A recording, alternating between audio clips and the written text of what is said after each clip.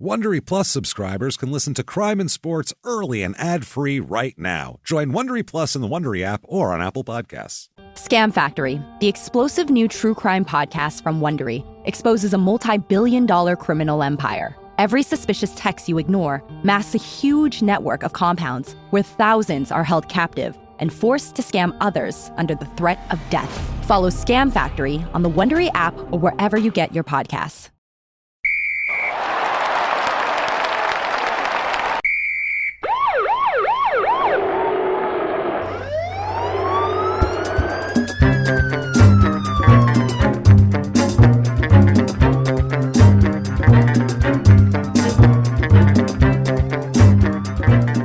Hello, everybody, and welcome back to Crime and Sports. Yay! Yay, indeed, Jimmy. Yay, indeed. My name is James Pietragallo. I'm here with my co-host. I'm Jimmie Whisman. Thank you, folks, so much for joining us today on another crazy, fun edition of Crime and Sports. The Scummies program note will be next week. I thought they were going to be this week, but I didn't realize what our recording schedule was, and we didn't have time to do that. So it will definitely happen next week. And but today we're going to continue Evel Knievel with Vince McMahon coming into the picture. So crazy. It's better than the Scummies for sure. So I can't wait to hear all of that. We will get to that and more. First of all, though, head over to shutupandgivememurder.com. Okay. Lots there to do. Number one, merch. You got tons of merchandise. Any kind of saying or thing that you've ever heard on the show, you can get it. Yeah. You can get a shower curtain. You can get a coffee mug. You can get a skateboard. It's in there. You can do it all. Also, get your tickets for the virtual live show for Small Town Murder.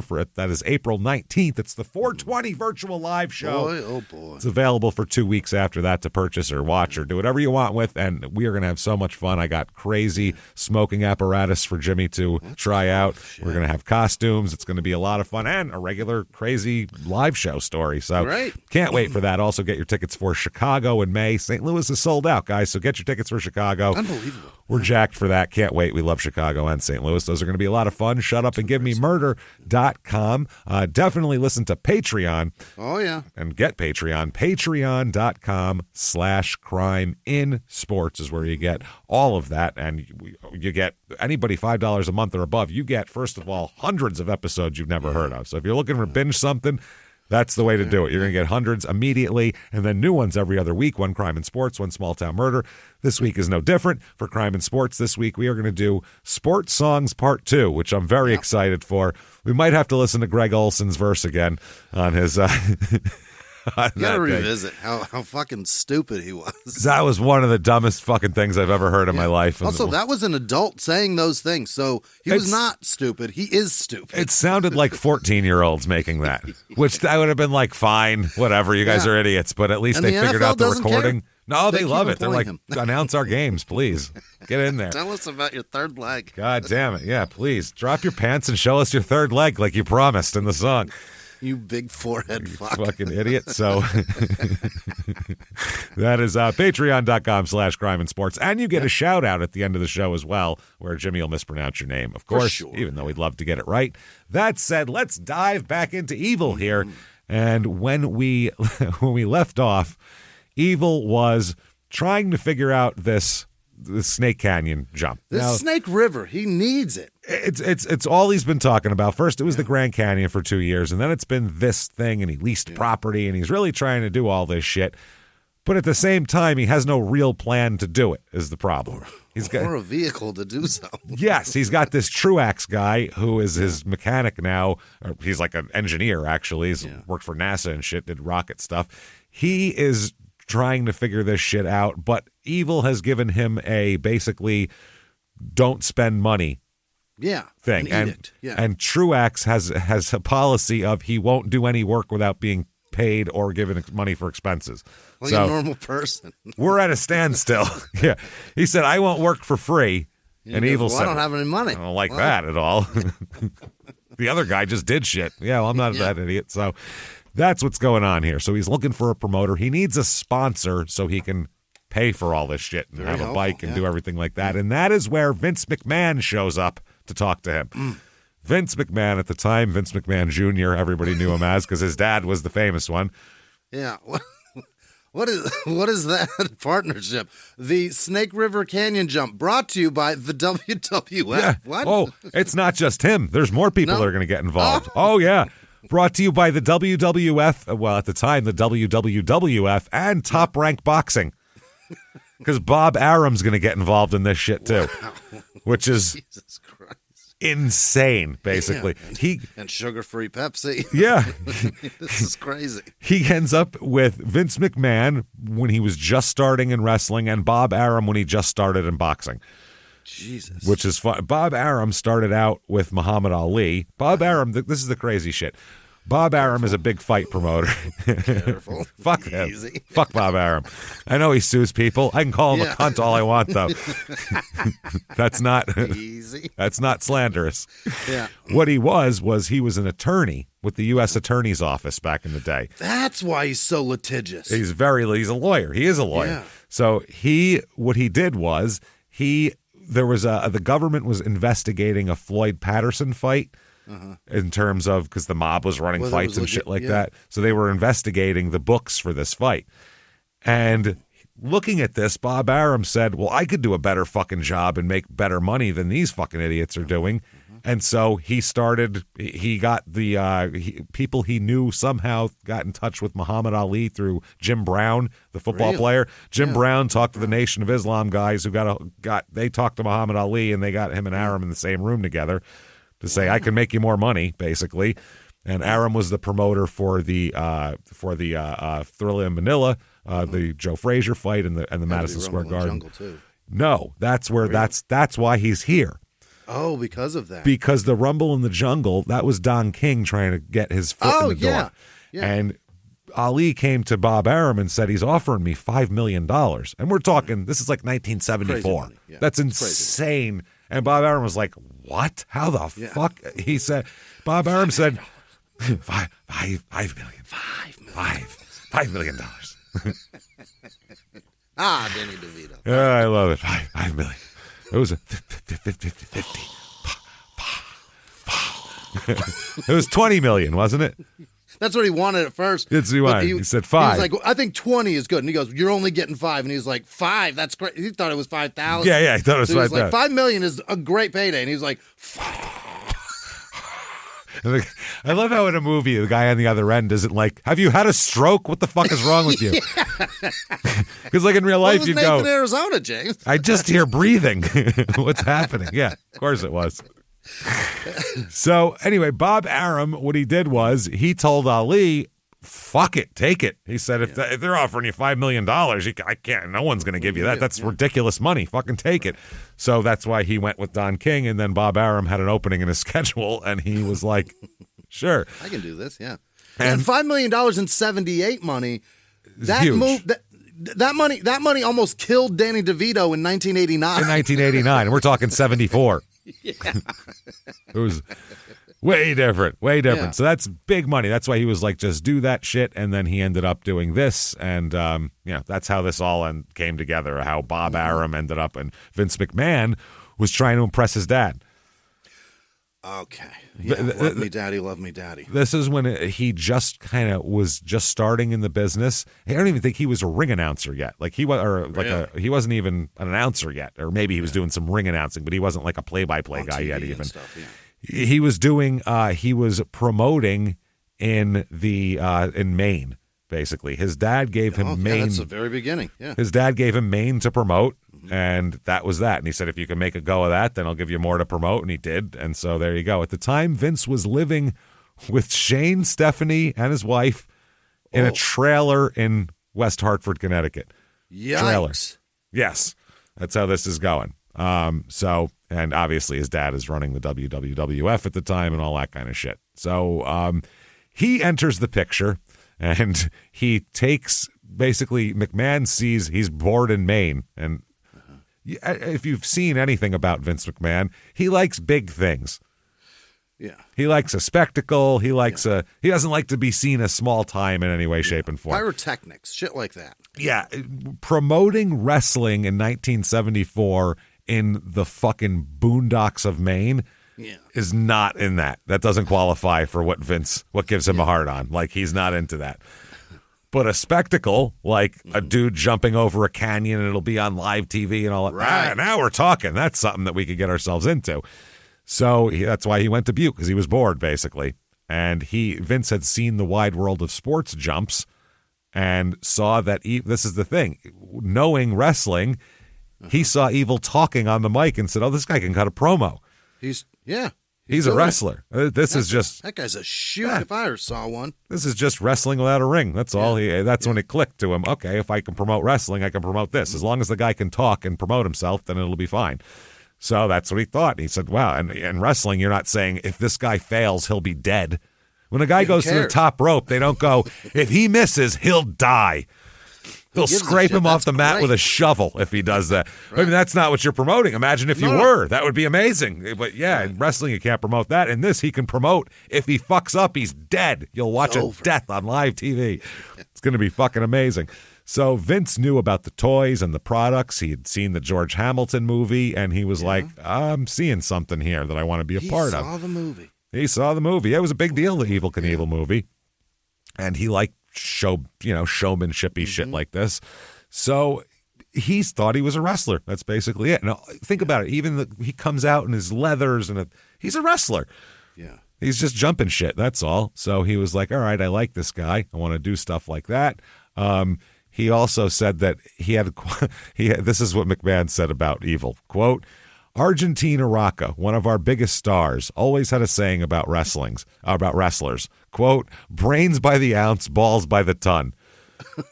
And that's what he thought of Evel. Big dumb jock. Yeah, that's what he thought of Evel. He'll run through a fucking brick wall, but he doesn't know or care what's on the other side. No. So he talked to him once to set up the visit on the phone, and he flew out to Butte. When he gets there, he gets in. Evel picks him up at the airport, first of all. Yeah. So that's a fucking spectacle. Just Evel Knievel picking you up at the airport's a spectacle. And that's also very bizarre. Like, yes. Anywhere you go for a business meeting, that person is there to pick you.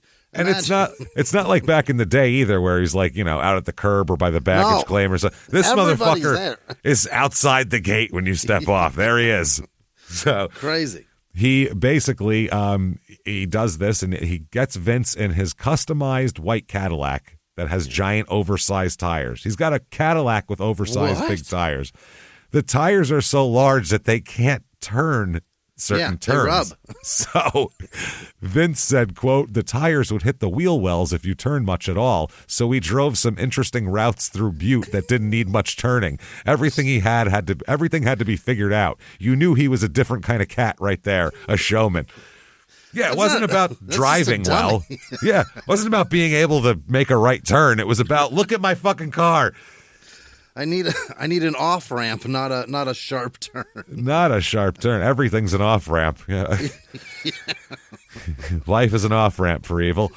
So he was always fighting with promoters. So, he liked to run his own shows a little bit more. So, but he needed financing. So he was like, if this guy wants to give me money, great. Or if this guy wants to find money, terrific. Because Vince doesn't have any money of his own at this point. Right. Vince's hope is that he's going to set this up, then go back to his dad and ask his dad to finance it, basically, to be a partner in this whole thing. Right. And then he gets a piece of it, I guess. That's the whole thing. So he does that. They're talking about also doing it on closed circuit television. Oh, that's the original pay-per-view. Original pay-per-view where you had to go to like a movie theater or an arena. They would play it and shit like that, and you'd sit and watch it there. So they had all of that, and they said McMahon's father had used closed circuit before. Really? Because he had promoted a wrestling event? Yeah. Boxing matches. He had promoted too. So they knew about closed circuit. So the company he had a relationship with the closed circuit people. So it was all kind of coming together. He liked McMahon. McMahon liked him. He said he had just as charismatic in person. Evel was, and he said, "Holy shit, we might be able to do this." So he went home to try to get some backing from his dad. And McMahon said this, McMahon Jr. here, he said, quote, the only thing that surprised me was the way Evel treated his family. I'd never seen anything like it. He was pretty dogmatic with his wife, ordering her around, and he wasn't all that kind to his kids. I kept wondering if this was a show he was putting on for the guy from New York or what it was. He was particularly rude to his wife. Yeah. So if you've treated someone poorly enough to get Vince McMahon's attention, you've really treated them poorly. Think about that. Did he shit on her chest in front of you? You could Vince? shit. That's what I was going to say. You could shit on her while she's being fucked by somebody else, and he wouldn't think that was rude. That would be considered, gentlemanly.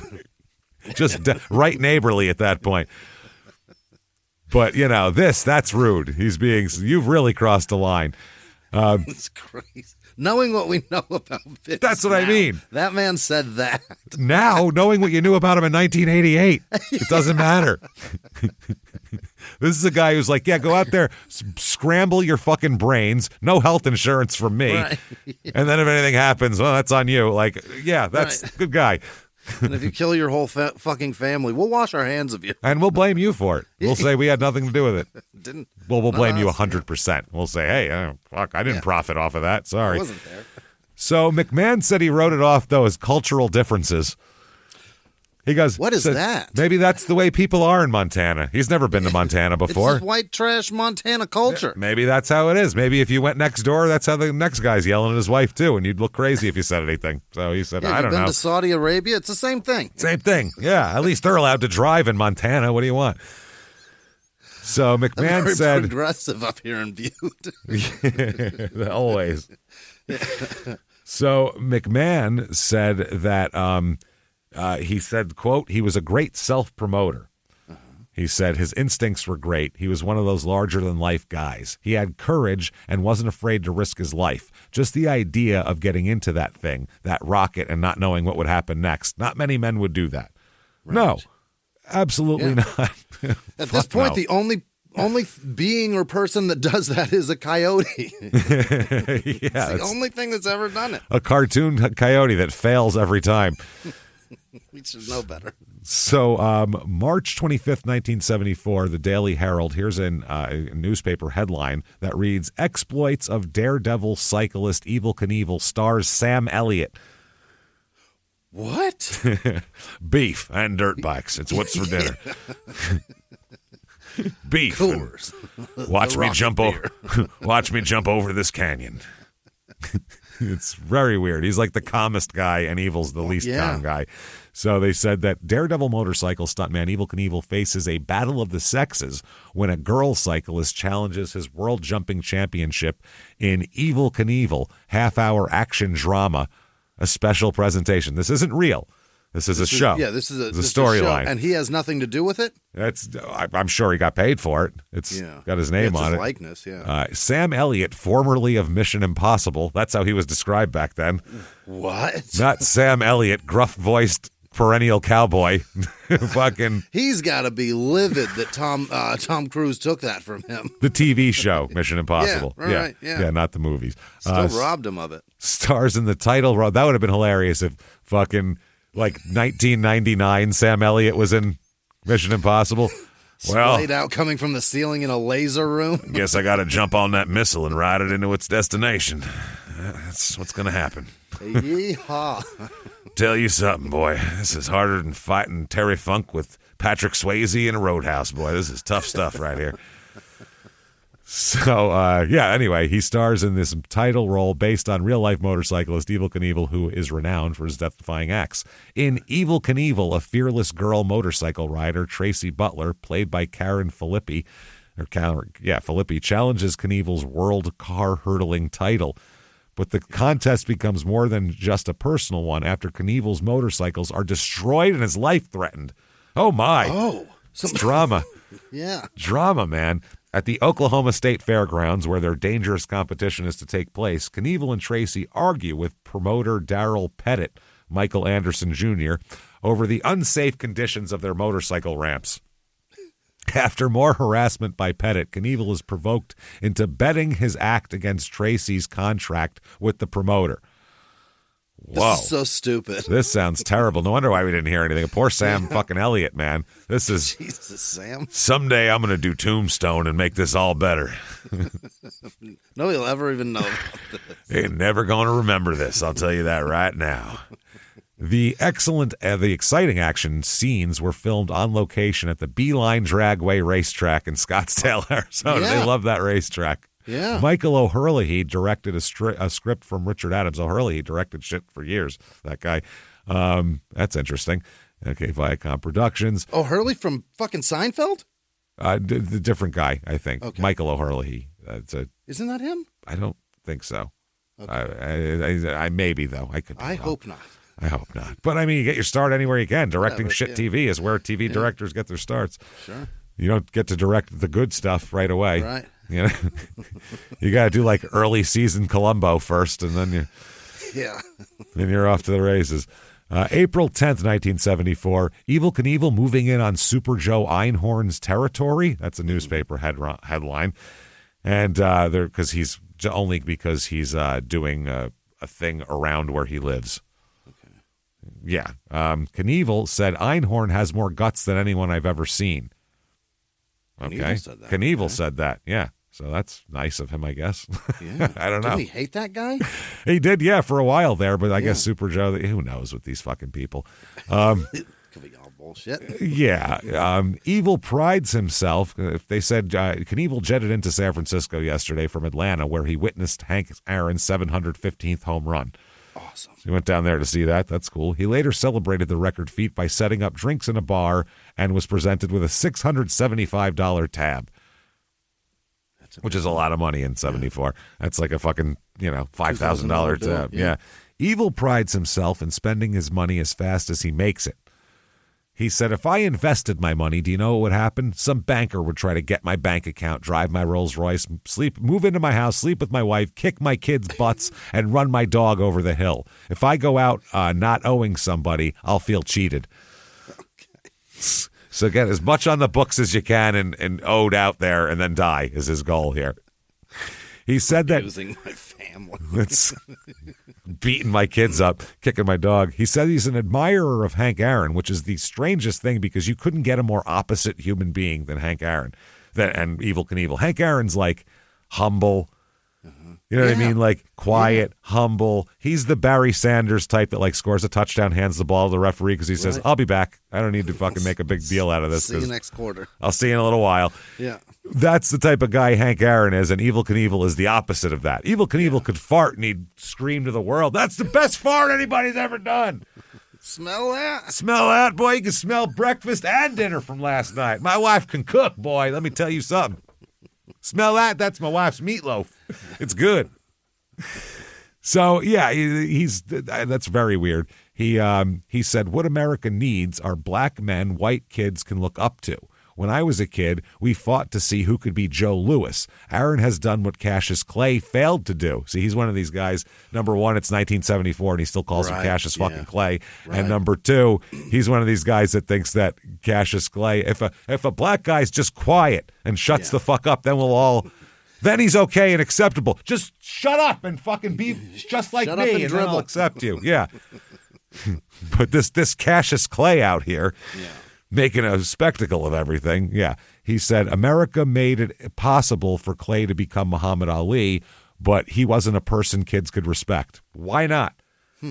Motherfucker trained his whole life, went to the Olympics, fucking literally a U.S. Olympian, fought. You get in the fucking ring. It's hard. Isn't it amazing how like they can a narrative can be created and then everybody buys it? Isn't that wild? Isn't that strange how that happens? Isn't it crazy? Weird, right? Why don't you fucking make your own mind up? Jesus fucking Christ, man. I do love an outlier that fucking screams back for the common good of everybody. Like, it's so beautiful. Well, plus Ali was just fucking. He could fight, but he knew that fighting itself. Ali's a businessman. He wasn't gonna. Right. If he could make more money being quiet, he would have. Yeah. Period. He knew that's not how you make money in boxing. Money. No. If you're getting cause a stir. Yeah. If you're getting punched in the face for a living, the crowd has to want to pay to see one guy get punched in the face, or else what are we watching? And he figured that out from wrestling. If you hope the best for both of them, that's not boxing. No, and you're not paying for that.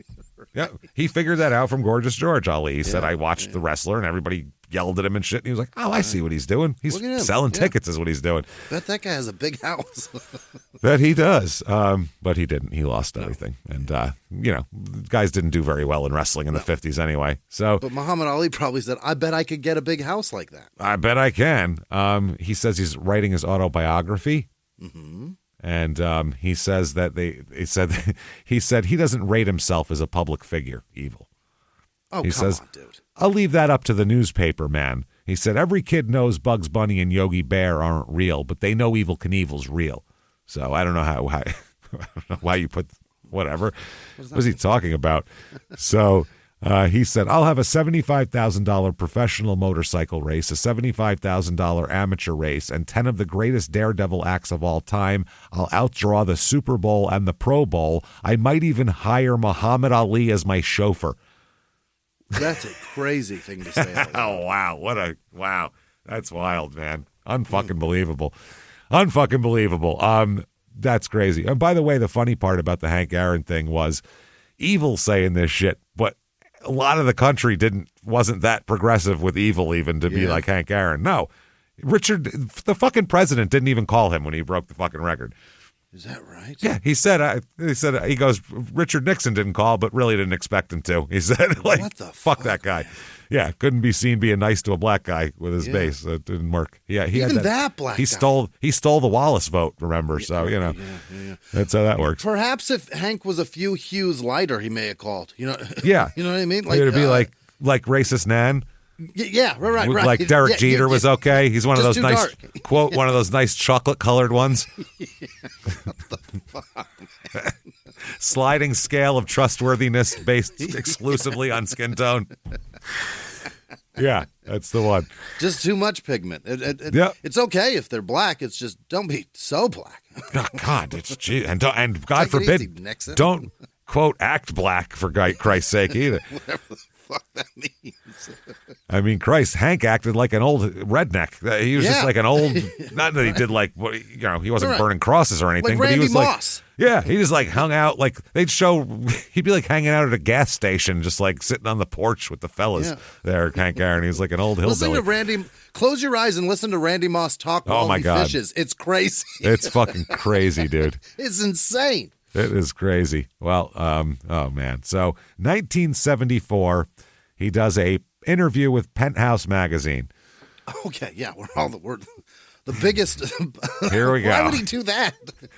Yeah, fucking publicity. He's not turning down anything. I guess it's targeting a specific audience, and that's the audience that loves him. Well, he's targeting every audience because he wants kids and he wants drunken adults and he wants for closed circuit. You got to get everybody. That's the thing. Otherwise it's not worth it. So he's got everything here. He wants everybody, and plus it's like he probably was like, I'll do an interview. They'll probably send me free penthouses after that. Yeah, I'll see pussies forever. So Penthouse said, "What about your father?" And he said, well, my father and mother were divorced when I was very young, and my dad used to love to race motorcycles. Before he got into the automobile business, which he's in now, he was a bus driver in the San Francisco, Oakland Bay area, and he had motorcycles and drove race cars. Geez, I thought my dad was a hell of a guy. I used to go down there when he raced midgets and sports cars. That's midgets and sports cars, not midgets and sports cars. That is a type of car. That's a type of car. He's not riding a midget.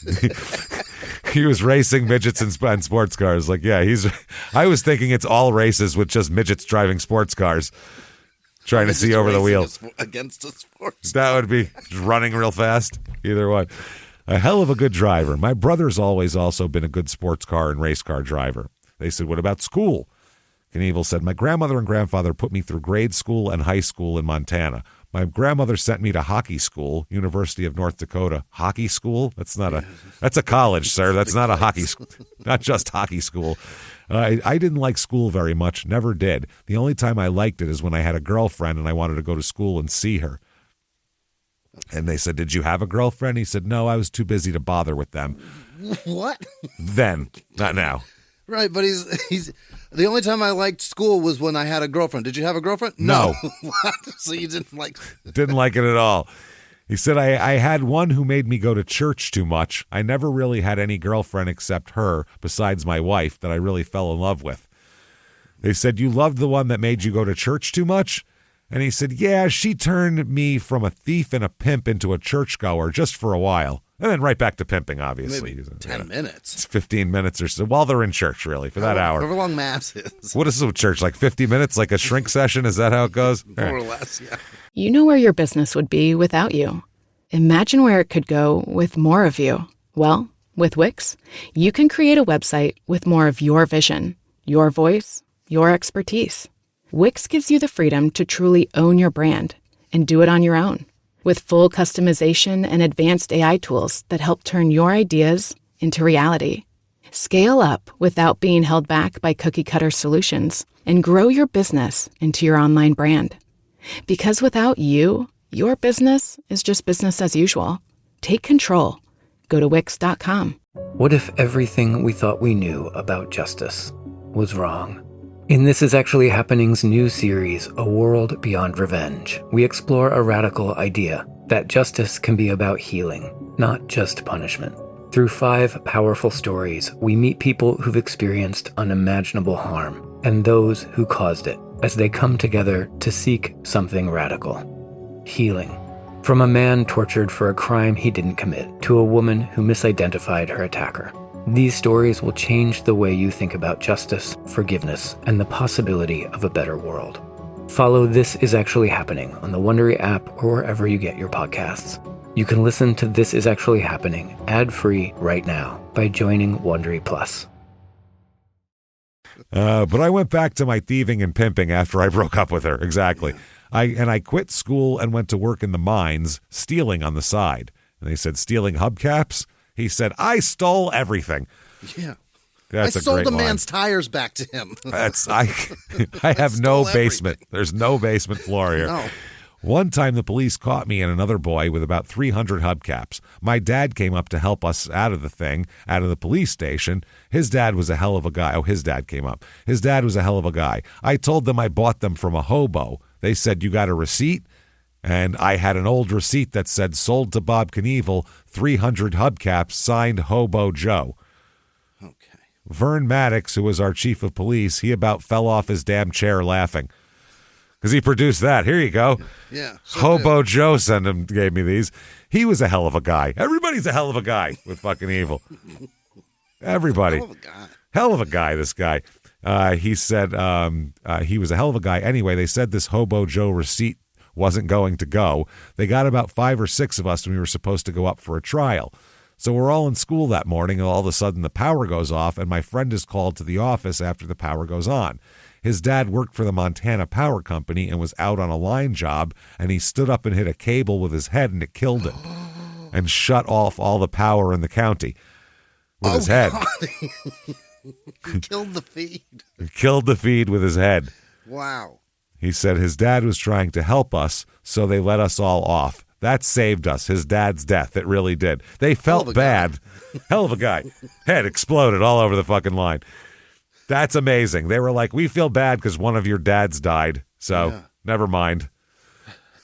They said, what were you going to do with 300 hubcaps? And he said, I sold them for $1 a piece. Christ, I needed a few bucks to go out. I could steal a guy's hubcaps when he was sitting in the car. You know, these ore trains go by. They make a lot of noise. A guy's sitting in his car. I didn't care whether he had the radio on or not. I just steal the hubcaps right off his car.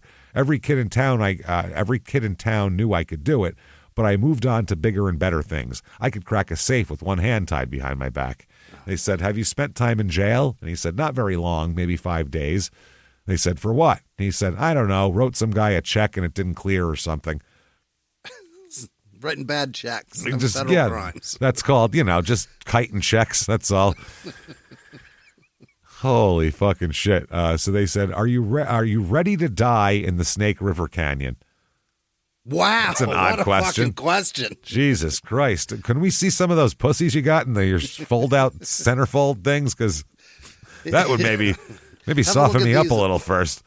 Will you explain to us how excited you are Jesus to die? Christ. Well, I'll tell you what. I could splatter on them, but look at the tits on this one, man. That is, anyway, my brains could end up. Are you excited to die river. so me and my son can bond over it? Because we'll all be watching.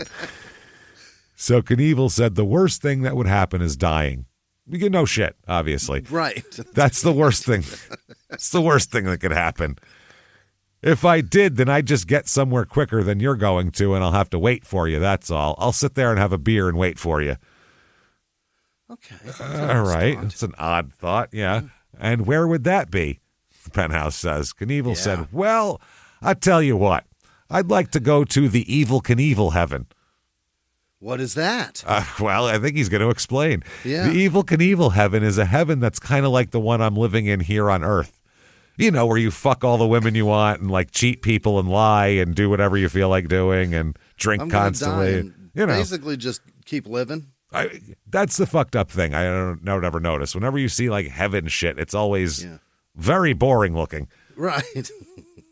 Very, very boring. Yeah, I don't want any of that shit. I don't want that. That doesn't sound good. So he said, first of all, at the pearly gates would be a forgiving God, so I could get in, see?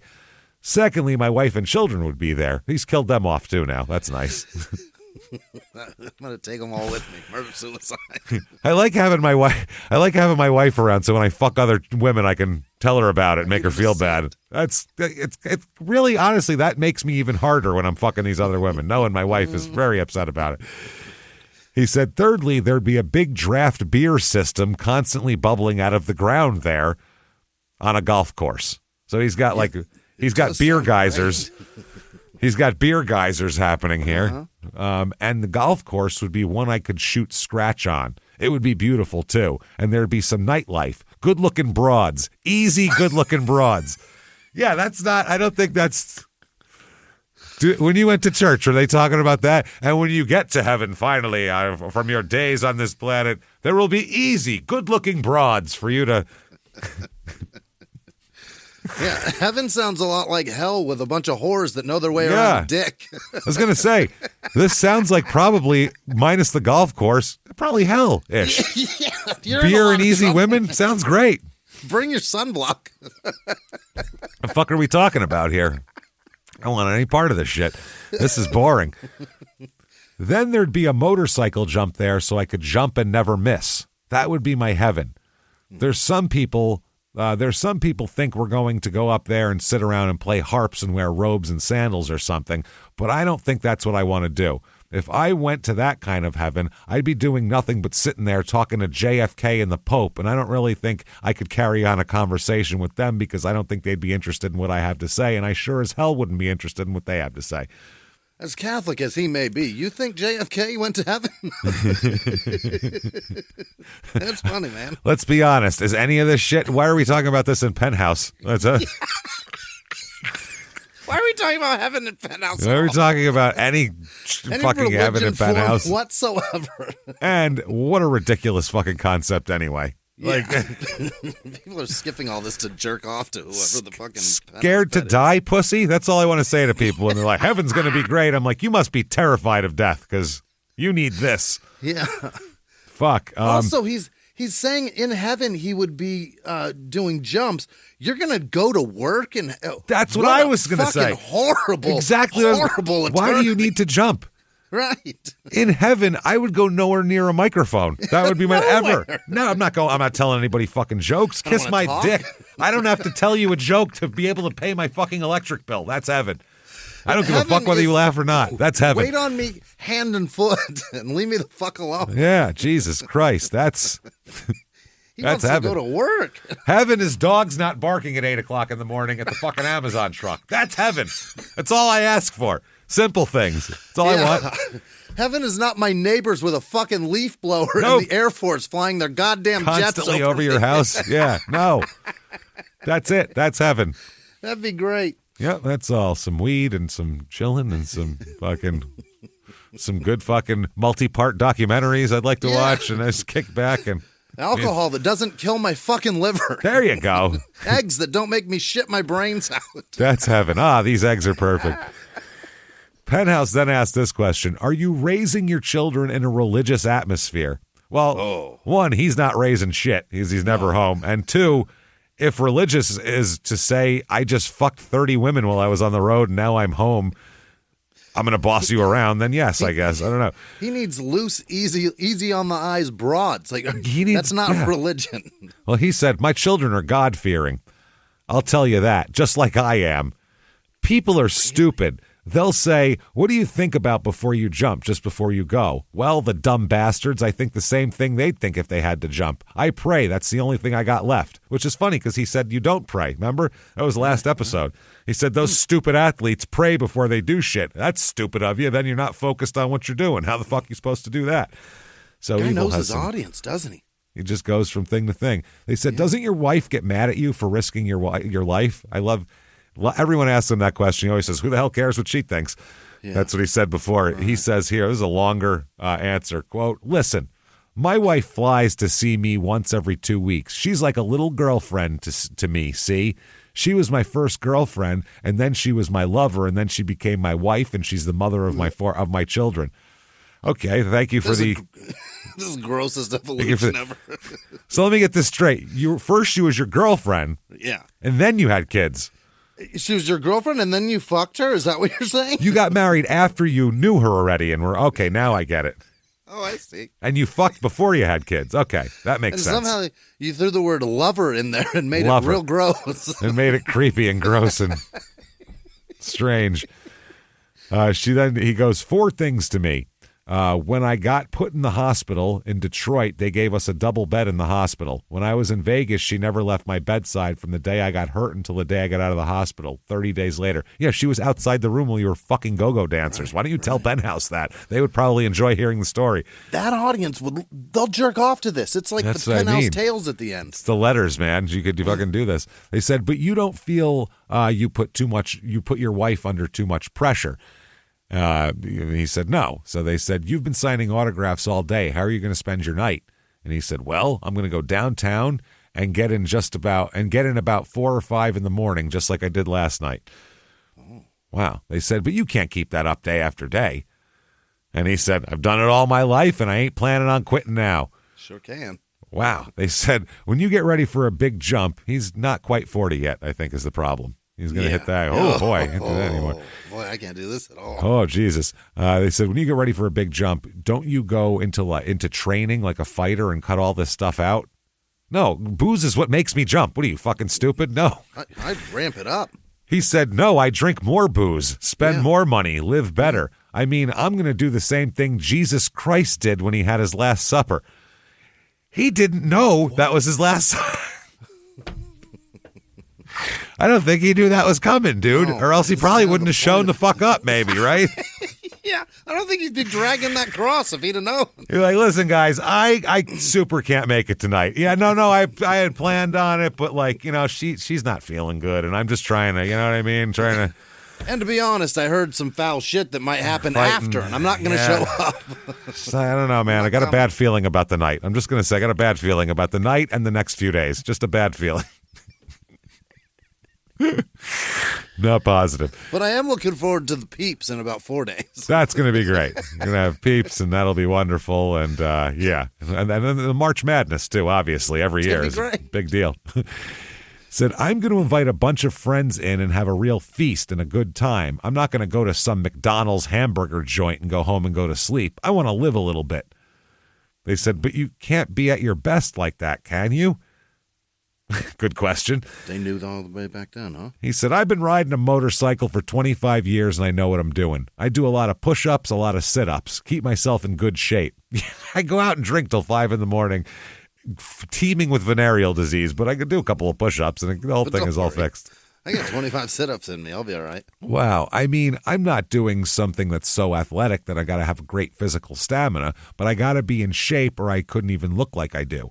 But hell, I just want to go get so drunk or so fouled up that I go out there the next day and have a real bad hangover. I don't do that. But Jesus Christ, you know what? I'm going to try to spend $1 million in Butte, Montana and Twin Falls, Idaho the week before I jump the canyon. $1 million drunk. Oh boy. $1 million in booze is what he's trying to spend? He said he's going to have $1 million party in Butte. He's going to go an armored truck with $1 million and go have a party, which is not what he ends up doing, by the way. It's a sad little weird thing that he does. So they said, why don't you like the Hells Angels? What happened with them? Yeah. All right. He said in the Cow Palace in San Francisco, the announcer made some comment that I would set the Hells Angels back 20 years if I jumped the canyon and lived. And they took offense to it, and one of them threw a tire iron at me when I was going to make my jump. Well, I came back into the Cow Palace. He was standing in the middle of the floor giving me the finger. And there was 15,000 people there. The joint was loaded. They came to see me and not him. I always wanted to punch one of them, and he was a little bastard, so I punched him. Just as hard as I could. Knocked him out flat on his ass right in front of everybody. Then a bunch of them jumped out of the grandstand, but that was a mistake because then a bunch of San Francisco people jumped out of the grandstand and they took 15 Hells Angels to the hospital. that put those bastards right where they belonged. They all got their ass behind bars now for being a bunch of hopheads and a bunch of murderers, and that's right where they belong. I don't like them. And if I ever see one of them around again that bothers me, I'm liable to shoot him. God created all men. God created all men, and Winchester made them equal. That's what he said. Holy shit. Print it. What? Holy shit. He just said that. God created all men. 15,000 San Franciscans fueled up on rice-a-roni, and me and my Winchester. Holy shit. And it made them equal. That is some shit right there. And that's the way I think. I'm getting mad. You better watch out. I'm liable to punch you. I mean, he hates the Hells Angels. I guess you have a big mouth and it kind of will intimidate people. The Hells Angels are not known for being intimidated by words. And he's not intimidated by any of them. Great point. He will shoot them. That's the thing. He doesn't give a fuck about these people. Joking. And he knew he was going to have to fight a bunch of Hells Angels when he got off and fought that guy. He didn't give a fuck. He wasn't afraid of these fucking guys. Yeah. What are you afraid of? A name? No, I mean... but greasy guys will come to my house. Let them come. Shoot them in their front yard. They're being on a motorcycle and acting tough doesn't mean you're actually tough or bulletproof. I just mean the safety in numbers in a stadium of 15,000. That feels safe. If they catch him alone with fucking 50 of them, shoot at least 6 of them because that's what he's got in his gun.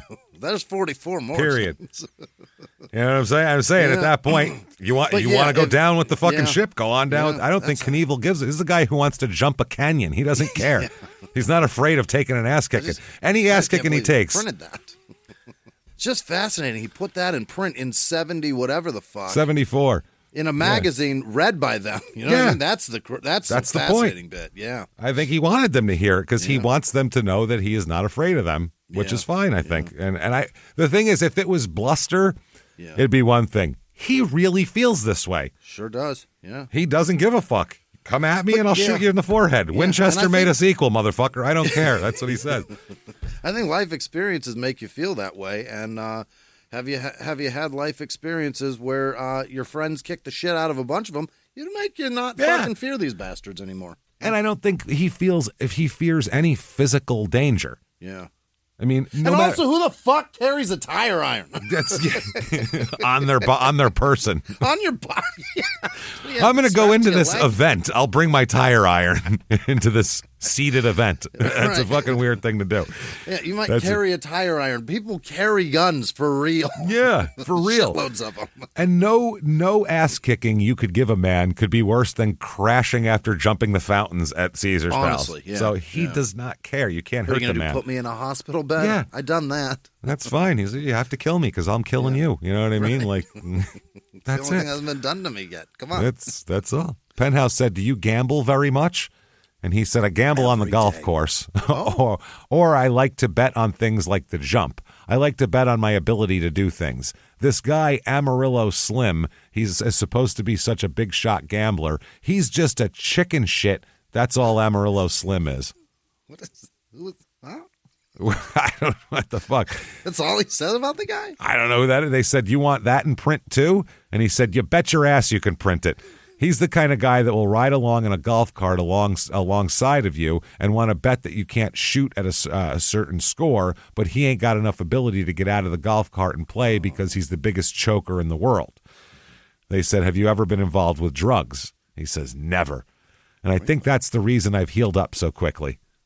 What? Okay. Yeah. But booze is that. Yeah. He said, "That's one reason I didn't die when they said I'd die. That's one reason I kept walking when they said I'd be crippled, because I've always tried to live right. I don't drink a hell of a lot." What are you talking? You 3 paragraphs ago, I'm going to go out till 5 in the morning like I did every goddamn night and drink till like... Was Green Day singing about him? Oh, fuck, I think so. He's the out of his mind. contradictions are numerous. Wow. He said, I live right and I don't drink a hell of a lot. I've never taken any narcotics and don't smoke cigarettes. I try to keep myself in pretty good physical shape. You know, I was in a lot of trouble when I was a young kid. You don't need to tell a kid what's right and what's wrong. He knows it. You have to help a kid. When you find something he's interested in, if you'll help him do a thing and get him excited about it, I don't care what it is, he'll want to do it, and he won't want to get into trouble.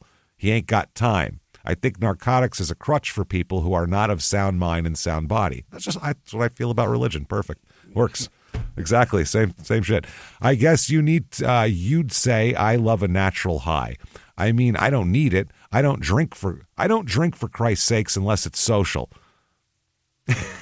Now it's just, wow. Evidently, it's always social then. Unfortunately, I'm always surrounded by many, many people. So that's always drinking.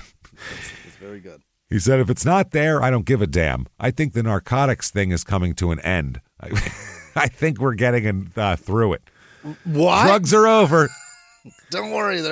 I think they're on the tail end of their existence. 74, Nixon just said it's war on drugs, so that'll be over soon, we know. That should fix it. Yeah, it'll fix it all. Wow, that's fucking hilarious. I sure as hell hope we are. Besides being an entertainer, I know entertainers whose drug habits cost $2,000-$3,000 a day. The police know. Why don't they bust the entertainer instead of busting some poor kid for smoking pot? Or leave them both alone would be my suggestion. I don't care. There's some corrupt goddamn cops that are taking payoffs. The only way anybody can support a drug habit like that is to have somebody out there stealing for him. Jesus Christ. Okay. Or he just does it himself. I mean, I don't know what you're talking. Yeah, the reason why they're not busting Hollywood actors is because Hollywood actors are in their houses up in the hills doing this, and nobody fucking. How do they know? To just come in there. And it's a lot easier to just pick on some kid who doesn't have any fucking money and won't be able to get a lawyer and get out of this. So yeah, it's least resistance. I think that is. It's very interesting that he just blabbers with no experience with drugs or people that use drugs. I don't know what he's talking about. I don't think so. Yeah. Has he ever met a pothead before? I don't think he has. I think he's just like, I don't even know, like after school special drug. That's like the kind of language he uses. They said, you've said Joe Louis was your idol. Why? He said, I used to love to box. Didn't even have a punching bag. Had some gloves. My dad was in the Second World War, and he sent me his canteen from Japan, so I hung it up in my grandmother's upstairs and used to use it for a punching bag. Okay. I heard every fight Joe Louis had. I heard the recordings. I heard him fight Schmeling. I heard him fight Billy Conn. I heard him fight Jersey Joe Walcott. Heard him fight Max Baer, and heard him fight everybody. My dad got his autograph for me one time, and I carried it in my wallet for about 12 years. Joe Louis? Joe Louis, yeah. Awesome. Joe Louis's autograph, yeah. I met him in Caesar's Palace, and now nothing makes me feel better than when a little colored boy comes up and asks me for my autograph, or his dad or mother will bring him. I just love that. Do you call him that, too? Don't say that. Do you call him that? The little guy looks up to me like I looked up to Joe Louis. You asked me before why I keep doing it. That might be one reason. No, that's very little of the reason, I think. You like to spend lots of money and fuck exotic women. That's why you're doing this. That's why you're doing it. Let's be realistic. So they said, let's get back to women. Do the ladies find you attractive? Now, come on. What do you think he's going to say? He said, quote, listen. You know this is going to be... He starts with listen a lot. Listen. That or Christ's sakes. That's another one he starts a sentence with. Listen, I went to a place called Filthy McNasty's in Hollywood. See, we talked about that. Yeah. And pretty soon these two gals, a blonde and a brunette, started to fight about which one is going to sit by me. Damn, they had a hair-pulling contest and everything. And I just ordered up a beer and sat there and watched them. It was funnier than hell. The blonde won the fight, so I took her from Filthy McNasty's with me to my hotel. Okay. Remember he was just talking about, like, Jesus and, like, all this a minute ago? This is a wild interview, dude. It really goes all over the place. I took her back to my hotel. Now, I get her up there in the room, and she gets excited. She scratched my back so damn hard that it upset me. I didn't want to go home and have my wife see something like that, so I threw her outside the hotel room. Yeah, I did. Threw her right out. He didn't even... Okay. Mid-sex, I think is what he's saying. Yeah. Penthouse says, you want us to use that? You want us to print that too? You really want us to print that? And he said, quote, I don't give a goddamn if you use it. It's the truth.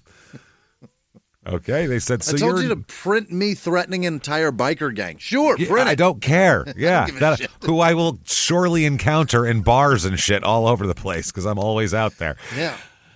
So they said, so you're not opposed to extramarital sex? Here's a question. That's an interesting question because they didn't say you're not opposed to you having extramarital sex. They just said in general. He says, quote, I think if a guy's married and he has a little sex with another woman, he can kind of compare her to his wife. A little What? sex. He can compare her to his wife?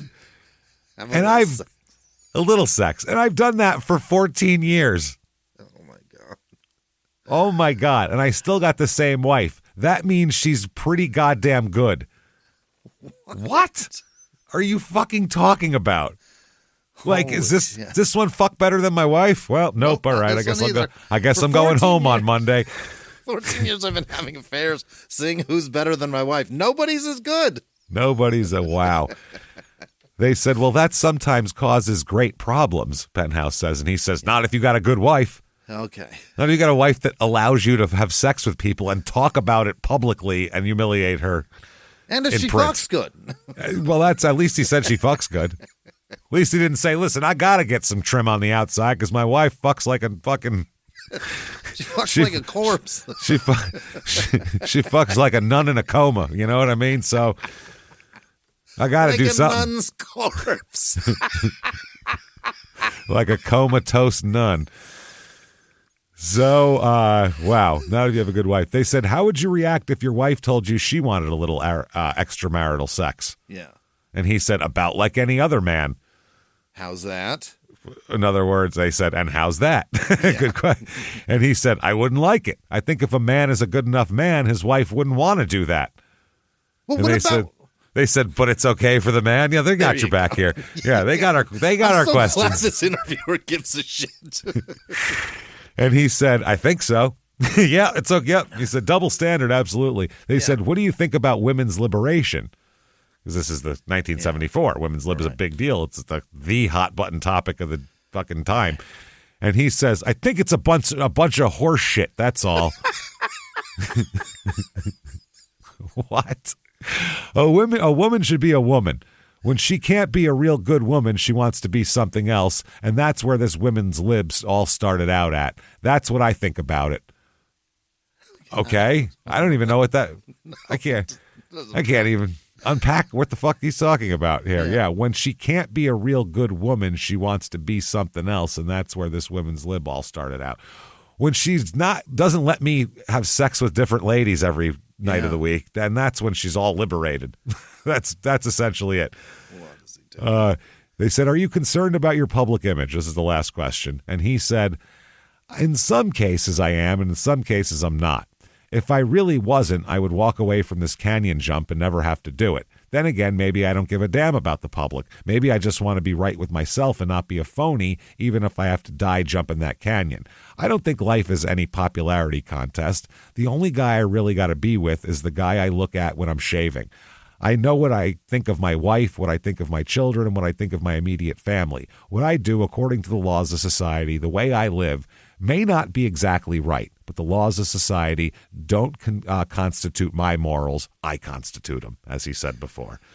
He's a great interview. God, he's a great. That's why he's on all these fucking talk shows and all this type of shit. Here's another thing. This is a newspaper article from the Akron Beacon Journal, and it says, "Is evil a fake or a star?"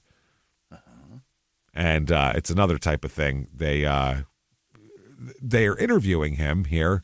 He said, what prompted you to make your first motorcycle jump? And he said, I fell on my head when I was a kid and never recovered. That's what he said here. So this person says, they talk about on Sunday and Monday, Robert Craig Evel Knievel will attempt to hurdle 10 Mack trucks on Dragway 42 in West Salem as a part of an appreciation day staged by local cycle dealer Rick Case. It will be the famed motorcyclist's last jumps in this country before he goes for immortality or embalming September 8th when he tries to ride his motorcycle almost a mile through the air over the Snake River Canyon in Idaho. Tuesday, the Brown Derby Motor Inn on Route 8 near the Ohio Turnpike, Evel brought the whole ball of hogwash to Akron. Hogwash. This guy has a fucking definite view here. He said, step right up, friends. Dr. Evel Knievel snake oil heals warts, dandruff, the common cold, underarm odor, halitosis, cancer, and other troublesome physical complaints. It's funny that they still sell shit, by the way, that claims all of that. All of that. Yeah. And if you listen to Alex Jones, you buy it, I guess. I don't know, because that's who sells it. I'm not sure. Imagine this. You help your little brother land a great job abroad. But when he arrives, the job doesn't exist.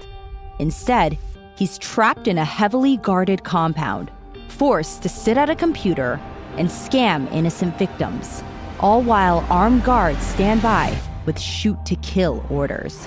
Scam Factory, the explosive new true crime podcast from Wondery, exposes a multi-billion-dollar criminal empire operating in plain sight. Told through one family's harrowing account of sleepless nights, desperate phone calls, and dangerous rescue attempts, Scam Factory reveals a brutal truth. The only way out is to scam their way out. Follow Scam Factory on the Wondery app or wherever you get your podcasts. You can binge all episodes of Scam Factory early and ad-free right now by joining Wondery Plus. You'll get it.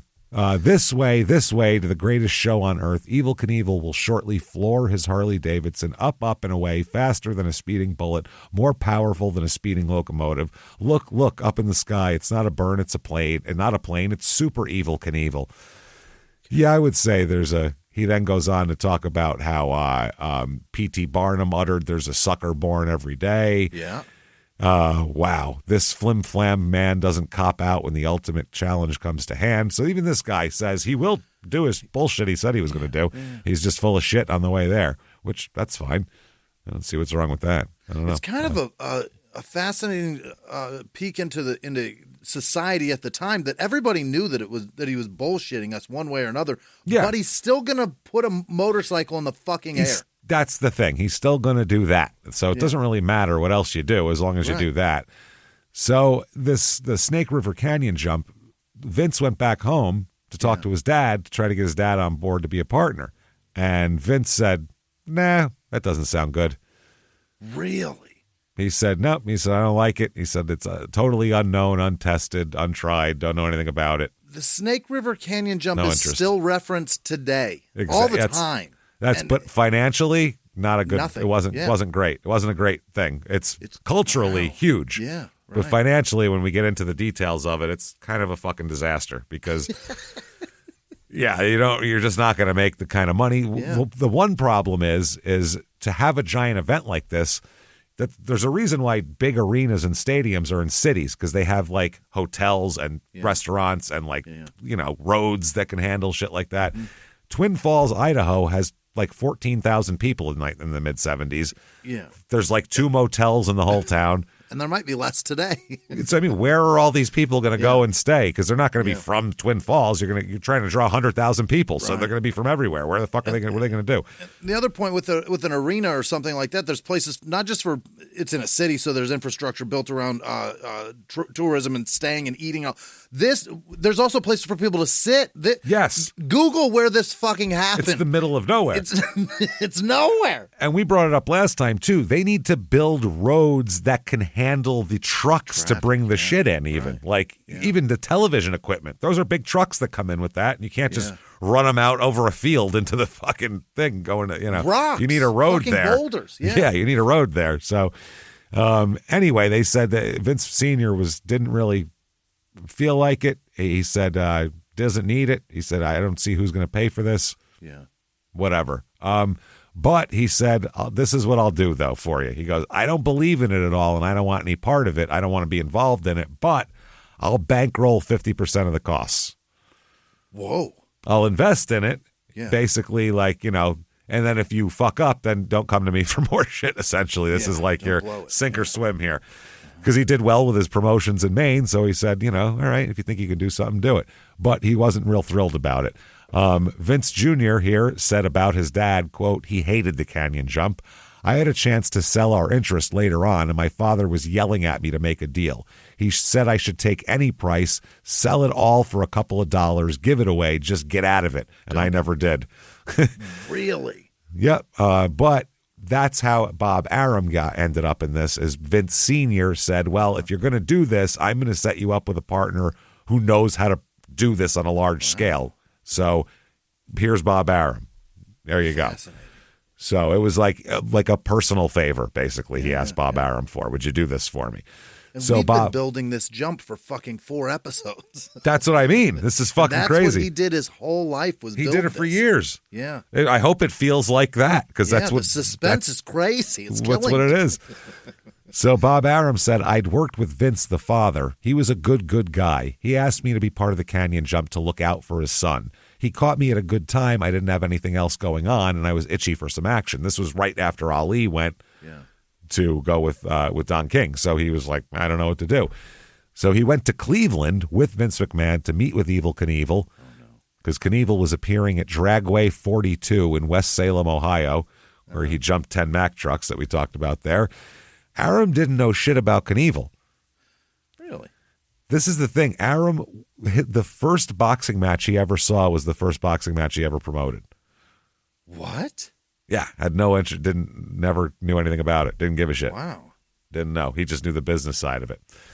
But he didn't know shit about Knievel, so they don't know each other at all. They sit down, and within the first 5 minutes, Evel says this, quote, there are 3 kinds of people I can't stand. New Yorkers, lawyers, and Jews. Whoa. And a New York lawyer Jew, watch the fuck out. And Bob Arum is all 3 of these things, obviously. So that's a crazy thing to say. That's a lot of crazy shit to say. But he said, I'll stick around. Arum was like, you run into a lot of people who are like that, I guess, in business. So he said, I'll stick around. He said, plus he didn't know if he was joking. He didn't know him. So he didn't know if this was bluster, joking, if he was breaking balls to see what the reaction was going to be. Or if he knew I'm all 3 of those and he's trying to fuck with me. Is he trying to fuck with me? Is he trying to get a rise out of me? So he said, I'll see what's going on. So, and this is, they couldn't be any more different people. I mean, Arum's literally a New York fucking lawyer, and this guy is a Butte, Montana hubcap thief. Like, they're different, just from different places, you know what I mean? So, anyway, he said that his opinion on Knievel was that Knievel was a cowboy. He said he was all bluster and force. So he said opinions are always coming off of him, and he goes, I don't know what's real, what isn't, and it really doesn't fucking matter, is basically what he decided. He said what he does do, though, is he gets a lot of attention. And Arum said he was with a whole coterie of people ordering everybody around. He never sat still for a minute. He kept giving speeches. At first, he never let me get a word in edgewise. I'm pretty forceful when I speak. He's a lawyer, for Christ's sake. I had come to Cleveland to put across my point, but Evel has a tendency to chop people up. Not by doing a job on them, but by chopping them up and not letting them get an idea or a thought of their own, and just really using the person he's talking to as a platform to get his own ideas across. Okay.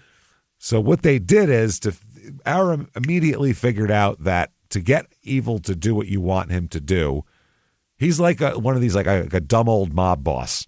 Yeah. Like, you can't tell him, hey, boss, what we're doing is stupid. We should be doing this. You have to make like a whiff of a suggestion of maybe this is good, and then let them think it's them or their idea. Exactly. It's a trick that people play with powerful people all the time. You have to make them think it's their ida, or else they don't. Narcissists, lead them down the path, basically. And then they go, I've got an idea. Yep. And then you're rubbing your hands going, say it. Yep. That's how you handle a narcissist when it comes to shit like that. Everything's got to be their idea. Interesting.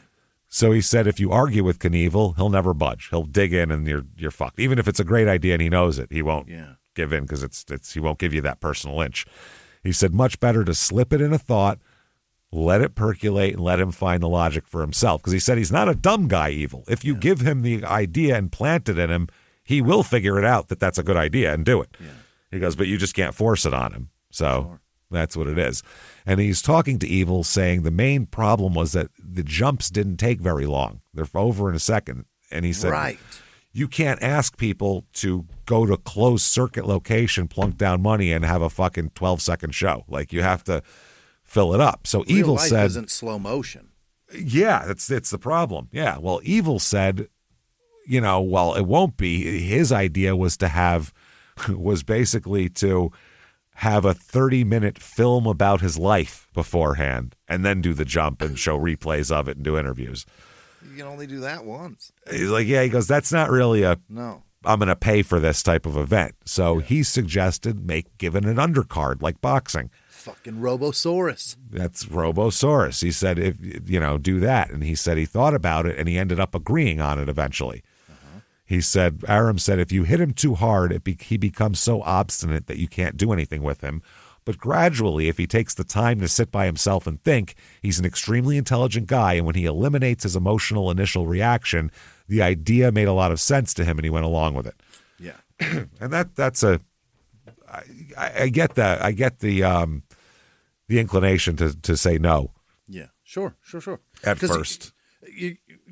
It's a product, and you don't want to ruin the product, and it's all that he's got as a money-making scheme is more or less what it is. But the product he has is just a very fast-moving product, and it's over in a blink, and nobody's going to take a night out for 12 seconds. That's the problem. You got to get fucking babysitters and shit for this. Right. Like, that's crazy. So we're going to drive to the middle of nowhere for 12 seconds? Or you're going to jack your kids all up and take them, and it's going to be 12 seconds, and they're going to be like, now what are we doing? That's it. We just paid for this. That's what we're fucking doing. We got no more money left. That no thing is something I fight myself on constantly. Yeah? I never realized I did it until we were watching that fucking documentary on like the fucking Dr. Dre, Jimmie Iovine documentary.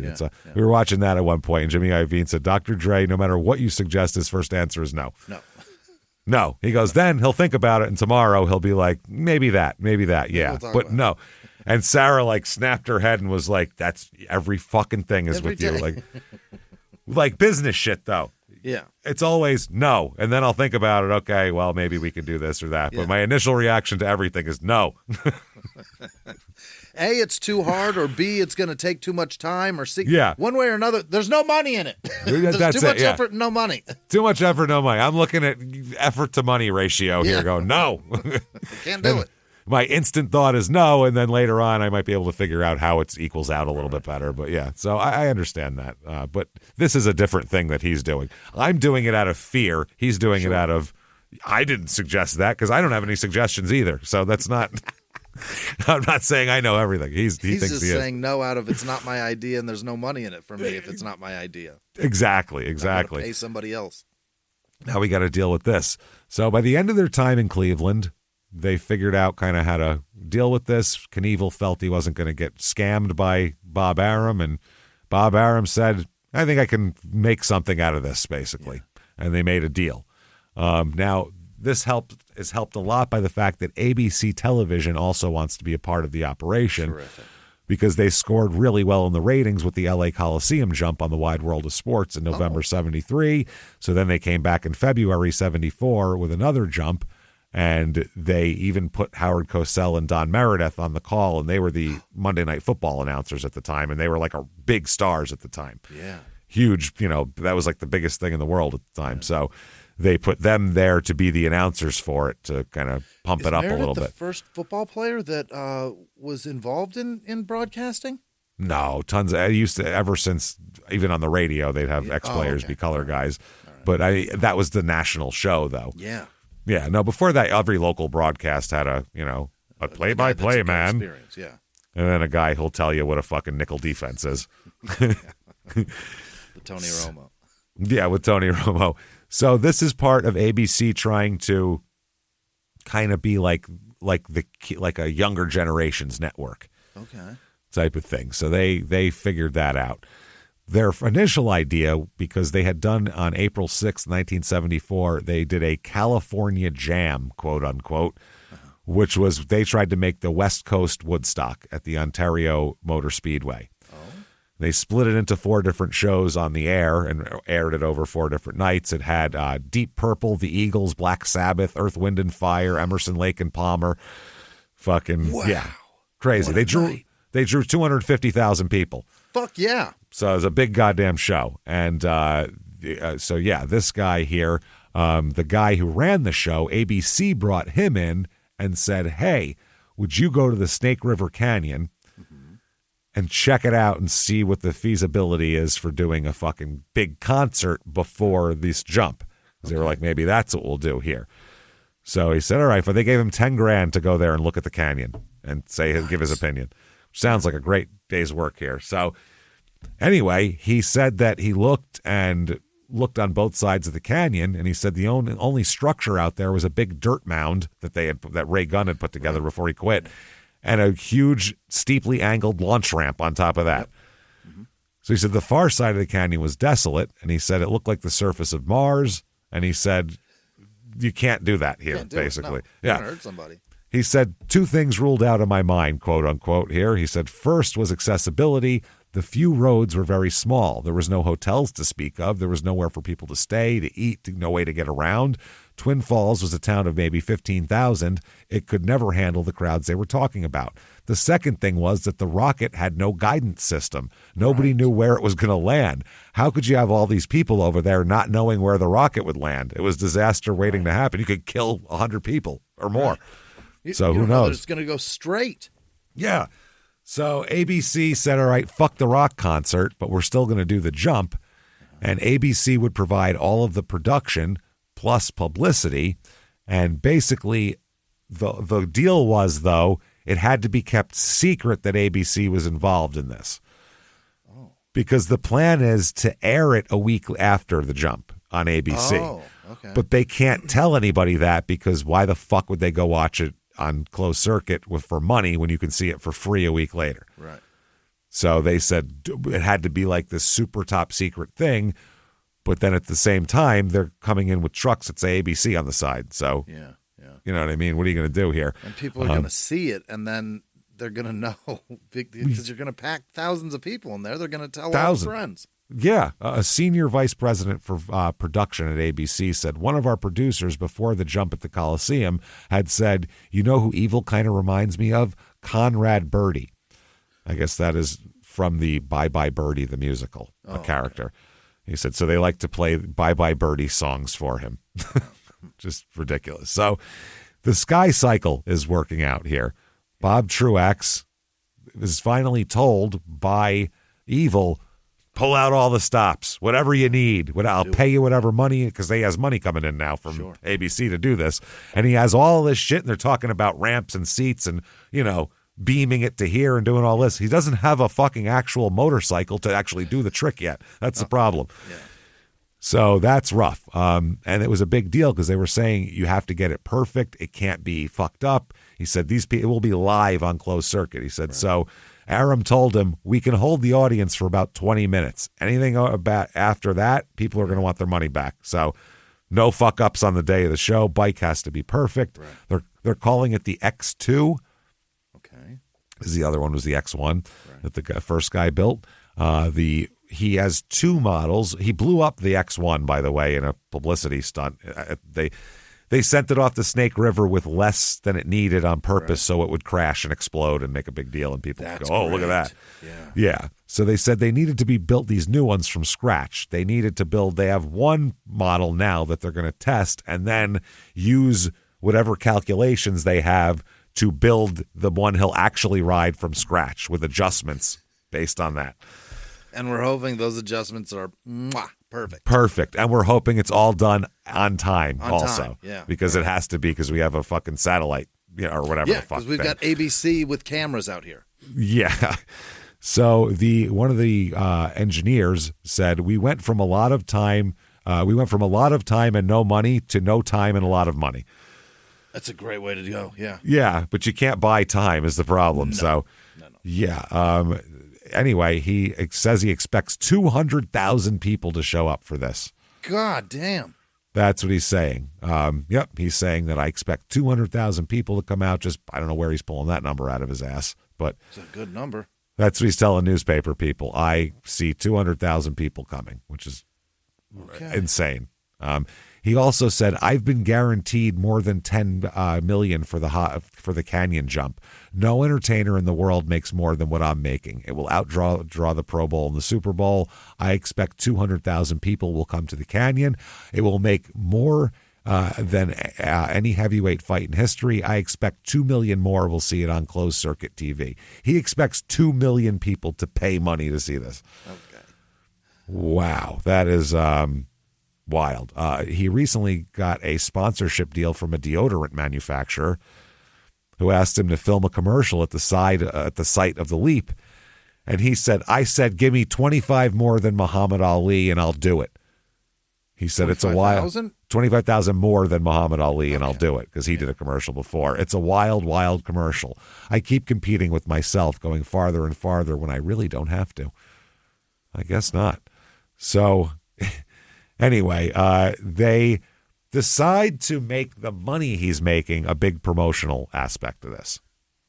Okay, that won't be negative at all.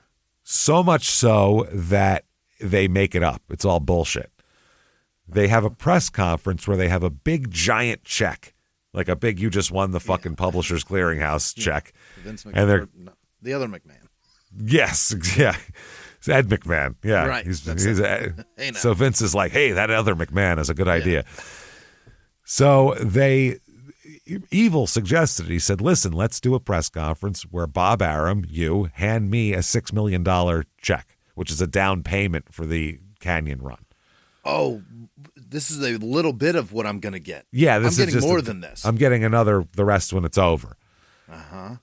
And Bob Arum said, your guarantee's $225,000. That's what we owe you, not $6 million. Yeah. And he said, no, it's just publicity. He goes, it's not I'm not going to fucking cash it. He goes, it's just a big publicity, and there's some glamour, and everyone's going to be a lot of questions and all that kind of shit here. And so, let's fucking do it, basically. And he said, that they had the $6 million man. He goes, I'll be the $6 million man. Get it? Yeah. You know what I mean? Just a tie-in. So he said, quote, I wouldn't cash the check. You just present it to me the way I figure it. And Arum said he remembers it this way. The Evel said his quote was, I wouldn't cash the check. You just present it to me. Yeah. Arum remembers him saying, quote, the way I figure it, and this is Arum's quote, if those two African Americans, George Foreman and Muhammad Ali, scheduled to fight on September 25th, are going to be paid $5 million apiece to fight in Zaire, then I should be paid $6 million to jump a canyon in the United States. Arum said he said that, except he, quote, used another word for African Americans. Oh, my God. Yeah, we know what he said. Yeah, we know exactly what he said. Why would he say that? I mean, if colored is cleaning it up for print, then what do you think, I'm white and jumping in America, so I deserve more. I deserve more money, exactly. Yeah. So Arum thought the check would be it was like a joke, basically. He said, so fuck it, I'll do it. And he got the public relations man from the bank to see if they could rent or borrow a certified check for $6 million for an hour, maybe two. Yeah. He said, maybe we'll bring a couple of rented security guards to show, hey, this is crazy. The bank said no, so Arum said, get the fuck out of here. Arum wrote the check himself from a top-ranked checkbook that never could cover that amount. He's like, that way he can't take it from me, actually. He said, it was just a joke, Arum said. So that's what they're doing. That gets attention, though. People, it sure does, no matter what the details are, all you're going to hear is everybody at work the next day is going to go, did you hear they're giving that guy $6 million to jump over the canyon? Isn't that crazy? Yeah. $6 million. Holy shit, that's insane, man. I'd jump over that fucking canyon for $6 million. Yeah. Remember how many people died? Remember, like, late 80s, early 90s, people be like, that guy gets paid $3 million to fight Mike Tyson. I'll fucking fight him for $3 million. No, you wouldn't. And you wouldn't do this either. Nope. You wouldn't do this either. Bob Arum said the guarantee is against 60% of all receipts. So he said, we won't be happy unless it goes to 10 to 12 million. Because he's, fluffing it up a bit for him. Yeah. Evel said, I'd say 5% of the people want to see me die. 45% don't want to see me die, but want to be there if I do, and 50% are pulling for me. That's probably about right. Yeah. He thinks that he's going to make another Woodstock here. He said, whatever I get out of this thing, I deserve it because I paid the price for success. If I miss it, I'll just get to where you're going quicker. And he says all that shit. He's got the same quotes for a lot of them. And then he talks about Bob Truax, his engineer, giving him a 50-50 shot, which is bullshit. That's just to do that here. He said, I don't know if I'm an athlete, a daredevil, a promoter, a hoax, or just a nut. But when I make that jump, I'll be competing against the toughest opponent of all. That's death. Oh, death. Death, yeah. So, all of this shit here.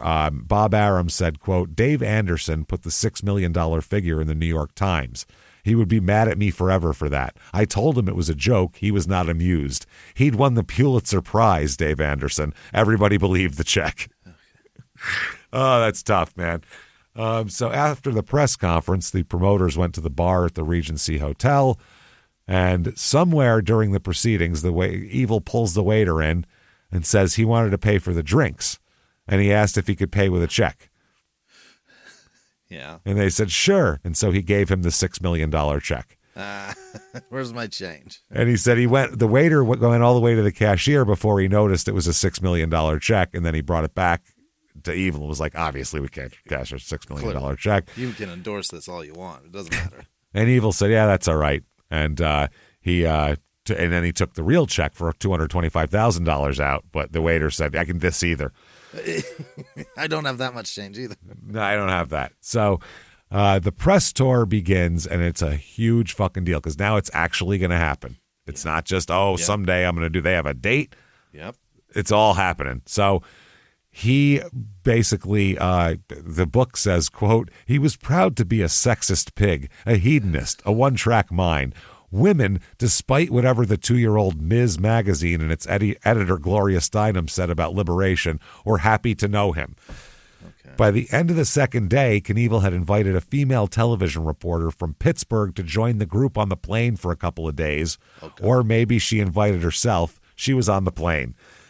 Uh-huh. She wanted the story, the one guy said, and she got the story. Yes, she did. The story is Evel's dick at this point. So, oh, boy. When the television reporter left, she was soon replaced by the Avis attendant from Chicago, from Salt Lake or wherever it was. Knievel invited her to come along, and she quit her job right there and was on the plane. The rental car girl? The rental car counter. Yeah, she's like, I can get another fucking minimum wage job. Who cares? Yeah, fuck it. I'll go on the plane with this guy. That sounds fun. Wow. When she left, it was time to fly to Butte and home and the family for a couple days. Mm-hmm. Bob Arum said women just loved this guy. They threw themselves at him. They loved the danger in him, I guess. I've never seen anything like it. Women were crazy about him. And he manages heavyweight promotes literally heavyweight champions of the world and everything. Yeah. But he said, I've never seen anything like it. The biggest problem was to keep Evel on schedule because he would just make changes for the night. And, they said the hotel. It would just be like he would just go to a different hotel. They're like, where the fuck is Evel? And then they can't find him. Wow. He said that to order, he would order that the hotel for the night be switched from Denver to Omaha to Kansas City because he knew some people in Kansas City. Yeah. So he would order the pilots to detour at one point to Danville, Illinois, where he then had them fly low over the headquarters of his friend. He's just fucking around. A guy named dip the wing and say hello? Yeah, Watcha McCollum, a pilot who wasn't even on the premises. So he just for the fuck of it, and the guy wasn't even there. They said he seemed to make changes just to make changes to prove that he was in charge. And the pilots said they would worry about what the FAA would think about it a lot of times, but they said it didn't matter. His calls could come at any time deep into the night. The call could be about anything at all, large or small. He would say anything he wanted to anyone. In the middle of every press conference, he would stop to make a remark to the one reporter, Saltman, and say, Shelley, stop talking, will you? Or to Zeke Rose, the man from Ideal Toys, he would sometimes call Saltman to his hotel room, then refuse to open the door, giving orders from the other side. He would just yell at you from the other side, tell you what you want. They said he was equally hard on pilots or anyone else that worked for him. And they said the rules did not go both ways because, whatever. Saltman saved a note that he and Zeke Rose received about the situation. And it said, quote, don't ever insult or kid me other than in private or we will have to part company. Thank you, Evel. Oh, my. He's told several people this, that really, if we're alone, whatever, yeah, you can break balls, but don't do it in front of people because that makes me look like a punk and blah, blah, blah, blah. I look weak, yeah. I look weak, so I'll have to part company with you. So narcissist to the, nth degree. I don't even... This is wild. The maximum. Nope, there's never been a more. Mm-hmm. This is crazy shit, or at least at that point in the world there hadn't been quite yet. So, I mean, I'm sure nowadays you can go find anybody that fucking works at a Starbucks and they're more narcissistic than this, I would think. So, seems like the only one before him was in 1941. Yeah. Imagine if we gave Evel Knievel Instagram. What a fucking narcissist he would be. He'd be the biggest nightmare who's ever lived. Evel Knievel on TikTok. Oh, God. Nightmare. Fucking nightmare.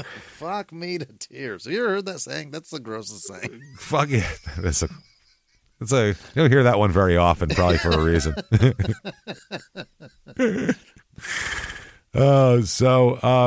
Anyway, they said that they're talking about publicity tour, and they said part of the reason for the visit to Idaho was for publicity, more pictures of Evel next to the canyon, for an interview with an AP reporter, but the larger part was to assure the sometimes jittery folk of Twin Falls that raping and pillaging would not take place on September 8th. Jesus. We're not going to tear the town apart. They had a public meeting. Yeah. They said Bob Arum returned to the tour for the day simply for this stop. He wanted to make sure Knievel knew how important it was. Don't fucking joke around. He said, remember that anything you should say in criticism of Idaho or Twin Falls can hurt us. It can blow us out of the water. For sure. Yeah. So, because Knievel in the past had called the people of the town, quote, a bunch of cotton spud farmers. I guess cotton and spud, cotton and potatoes. Yeah. They said, so be nice and, fucking mind your P's and Q's and all that kind of shit here. He did say that he would take out a county permit to stage a local gathering. He said he would donate $100,000 to the Idaho State Police and ask the troopers to, quote, spend it all to put away any motorcycle gang members who might make trouble. Okay. He said, when I leave Twin Falls, I want to have the same smiles and friendly handshakes from the people as when I got there. Okay, so I guess so. He said that when he wanted to put on, I'm the nice guy, he could do that very well. Sure. No problem. They said the charm continued. He did an interview with the AP writer and said that the guy said the key to all interviews with Evel was talking to him when he was in a good mood. The trick was knowing when that might be. He said to this reporter, quote, I'm so famous that if the youth of this country voted for president tomorrow, I'd probably win. I'd have a 24-hour guard on my house in Butte, Montana to protect my privacy. Or he said, I have to have that. I make more money for a personal appearance than Elvis Presley and Liberace combined. I'm Evel Knievel. He makes wild-ass claims. He just it's shit that people will talk about. That's it. Did you hear he said this? Did you hear he said that? It's just, that's how full of shit people are. It's, it works. Yeah. It works. Did you hear what he said?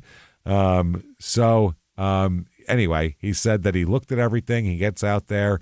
He said the actual ramp, he finally sees it, and he goes, oh, shit. He goes, it's a fucking ramp in the middle of Mars. What are we talking about? It's the craziest thing.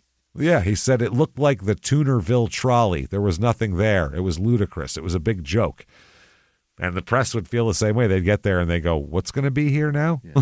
What the fuck are you doing here? And Bob Arum, as this goes on, his view of Evel gets lesser and lesser, basically. Uh-huh. He said that, he now thought Evel was just a crazy, out-of-his-mind lunatic. He said he was a bully and a jackass. He said that, his craftiness could be just misjudged early in a relationship for intelligence and a certain wit. But that's soon, after a while, you realize that that's not even that. It's just smoke and mirrors and bluster. Show. Yeah. I don't get why people like to be lied to. I mean, because reality sucks. No. I don't mean like that. I don't mean tell me something pretty. None of that shit. I'm talking about why they like to have people lie right to their faces for things that only benefit the people that they're lying about. Lying, like the person talking who's the liar is going, I'm great, the greatest thing in the world, and I'm great, and I do this, and I'm wonderful. And the people listening to that will enjoy that for some reason. I don't understand that. How are these people not wired that lying to your face is the thing that makes you want to punch somebody the most? It's the most insulting. Right. It's insulting. Thing to your intelligence. Yes, it's them saying you're dumb and I can tell you anything and you'll believe it. It's fucking that Lori Vallow interview. Holy with fuck. Keith Morrison. Okay. First of all, Keith Morrison looks crispy like a Peking duck right now. That's what his skin looks like. His skin looks like a Peking duck, where if you touched it, it would just crack. Anybody's skin turn into what he is. Crispy. I've never seen skin that could be described as crispy before, but that's him. He looks basted and roasted. Dude, he's like a fucking Peking duck, like shiny, like a crispy duck. It's amazing, isn't it? It's fucking insane. So I watched the whole thing, right? Yeah. And then I watched a thing afterwards where one of the NBC guys was, or whatever fucking channel is Dateline, right? Yeah. I think it's NBC. Yeah, it's definitely, NBC. It's definitely Dateline. Yeah. Was interviewing Keith Morrison about the interview. Oh my God, I want that now. Okay. I want everybody that was there. I'm telling you. And he's describing all the normal stuff. And then they go, what was your personal feeling about her type of thing? And Keith Morrison goes, I liked her. Keith. What did you like about her? How? I'm like, what? She did not say one true thing the entire interview. She treated him like a fucking asshole for bringing up true things that she said and did that she was like, where'd you hear that, Keith? Right. And he's like, I watched it on video, you coming out of your mouth. And she's like, yeah, that's what the media likes to show you. She's insulting, saying just because of your job, you're a liar and not to be trusted. And you're like, I kind of liked her. I give up, Keith. Fucking die. You're dead. Just die. Your skin, I hope your inside looks like that because you're a shit journalist, Keith Morrison. You're shit. If you let that person get over on you, you're a piece of shit. She's Loser. literally insulting the media and you to your face. Does Keith not realize he's the media? That's what I mean. Does Keith not know it? It's just wild that someone who fucking killed her fucking kids, obviously, is going to sit there and act like, oh, Keith, come on now, Keith, with that voice. I will said his name. punch you in the fucking throat, you cunt. I swear to God. This is why I can't be Keith Morrison, because I would have said, listen, cunt, next time you make that fucking face, I'm going to jump over there. You better hope these fucking guards get to you before I rip your fucking throat out, because I will with your fucking down tone. the hallway, winked at the camera, and You fucking kid-killing bitch. First 2-second interaction with the camera told you everything that was about to happen. This is all a sham. She's not going to tell us a goddamn thing. She just lied to us already. She's just been watching politics for 10 years and went, I can do that. I can do it. I'll just I'll blame you for in murders of 6 people, 5 people, a bunch of people. You can have whatever opinion you want till you kill a bunch of people, and then I don't give a fuck about your opinion anymore. She sucks. Fucking she twat. sucks so much. I was so bad. I'm telling you, dude. I was fucking so angry watching that. And I was even like more my fists angry. were clenched. Yeah, because how you dare killed your Dateline autistic fucking 7-year-old. I want to fucking bash her head in anyway. And now she's going to act like this too? And Dateline is just as bad as her because they sold us an hour's worth of shit that is shit. It's a 6-minute interview. And a 6-minute interview and all the shit that we have already seen on the on the case. Burned an hour of my life to give me 6 minutes of nothing. You fucking bastard. You evil Knievel motherfucker. Yes, you evil Knievel bastards. I'm wasting sons of bitches. Keith, you don't have much time on the planet. Look at your skin. It's running out, Keith. I'm sorry. I'm not upset with the media for running with narratives. I'm upset with the media for not going, hey, fuck you. What you did, this is what you did. Don't fucking blame me for the poor shit you fucking do. I want them to say that. Say that. Hey, fuck you. You know? Especially if it's like these are like major publications. Hey, if I fuck up, I have to then they write a thing and say I fucked up. Right. You never do that. You're not going to do that for you. I don't care if you run it in an interview that nobody's going to watch. You better fucking say it. Say it, but you won't. So anyway, back to this because Evil reminds me of Lori Vallow for some reason. Like she's a snow job of epic. You know what I mean? She just lies so much that she's just every person that just lies. And she wraps it in religion and the media has done me wrong. And the amount of times she knows said eternities, I wanted to choke her. She knows there's a certain fucking subsection of our culture that if she says media bad, Jesus good, they'll believe anything she fucking says. Yep. Whatever small percent, I don't know what percentage that is, but there's some people out there for sure that she'll get support and money, and that's I'm sure what she wants for her legal defense, even though she's representing herself. Right. Oh, she loves boy. it. She's jacked about it. It's happening in Phoenix. Jimmie, please, I want you on that jury so bad. She's so close to my house. I know. I want you on that jury so fucking bad. I was like, oh, please. I'd love it. I will absolutely impartially judge this. Yeah, I have no problem. You haven't heard my podcast yet? Okay, good. Yeah, no, I have no opinion on this whatsoever. So, yeah, anyway, Bob Arum saying it's not intelligence and wit. It's just he's a dick and people buy his bullshit for a while. It's crazy. That's it. So he said he's a shit person, though. He kept comparing Evel Knievel to Muhammad Ali. Like, let me compare and contrast. He said he brought his two most famous clients together a week before the tour started at a party at Jimmie Weston's restaurant in New York. Yeah. The purpose was to introduce Evel Knievel and help promote a fight the next night between Joe Frazier and Jerry Quarry at Madison Square Garden. So they said there was a pop culture majesty to the moment. To be sure, the two greatest sports page showmen of the time, maybe of any time, thrown together, big mouth versus big mouth, just like that. And he said, quote, this is Muhammad Ali, "You know what you are? You're the white Muhammad Ali." And Evel said, well, you're the black Evel Knievel. Oh. He's like, motherfucker, I've been around first. I was in the Olympics. When you were fucking riding up a hill outside of a hamburger stand. The hell are you talking about? So everybody laughed and it sounded great and, all that kind of shit here. So, same type of deal. But Aram said, no, the two guys aren't even close. He said that he's been with Ali 10 times as much as he's been with Knievel, 20 times as much, maybe 100 times as much. He said Ali, for all his noise, despite the nervous tremors he sets off in certain sections of white America, always was a gentleman and a pussycat. That's what I've always heard about Muhammad Ali.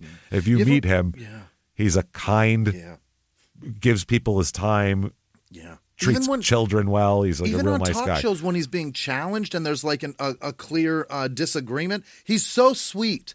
And you just want to hug him. Yeah, it's all, he's actually just trying to sell a fight and he's not actually a dick. Evel Knievel's like, hey, I can be a dick and I bet people will buy that. And he's just, that's what he does. That's who he is. So he said Knievel had been in more trouble in a week and a half than Ali had been in the whole time Aram had known him. Aram said Ali was a kind, caring, warm person. This guy was the anti-Ali. He was a monster. Yeah. Oh, man, that's fucking interesting here. And a white trash Superman and white trash. My God, my family adored him. Yeah. Adored it and hated Muhammad Ali. I heard so many times they would say things about Muhammad Ali. I'm like, I don't know. I'm 8, and I think he's pretty fucking great. He seems fucking cool to me, and he was, stuttering by then. He still seemed pretty goddamn cool to me. He was not even fighting. Yeah, man. He even said that even Ali was discreet about the women he fucked. He said, right. He said, Knievel would drink all the time. Ali never drank. He said Ali liked women, but he said he would say, give your number to so-and-so. And send her to his brother or something. Nice, give your number to him and whatever. Class. Knievel would be like, come over here and take your pussy out. Yeah. Hold on. Hey, let me tell my wife to go in the other room real quick. Hey, leave. Babe, go get me a drink. I'm going to bang this broad. I'm going to bang this fucking broad real quick. Aram said Ali and the Muslims were tame. These were normal people, considerate people. And this is from a Jewish guy who, you know what I'm saying? So, So it's not just like he likes Muslims because he doesn't, because the black Muslims hated the Jewish people more than anybody. So they were like white people, but especially those white people, So that was the whole thing.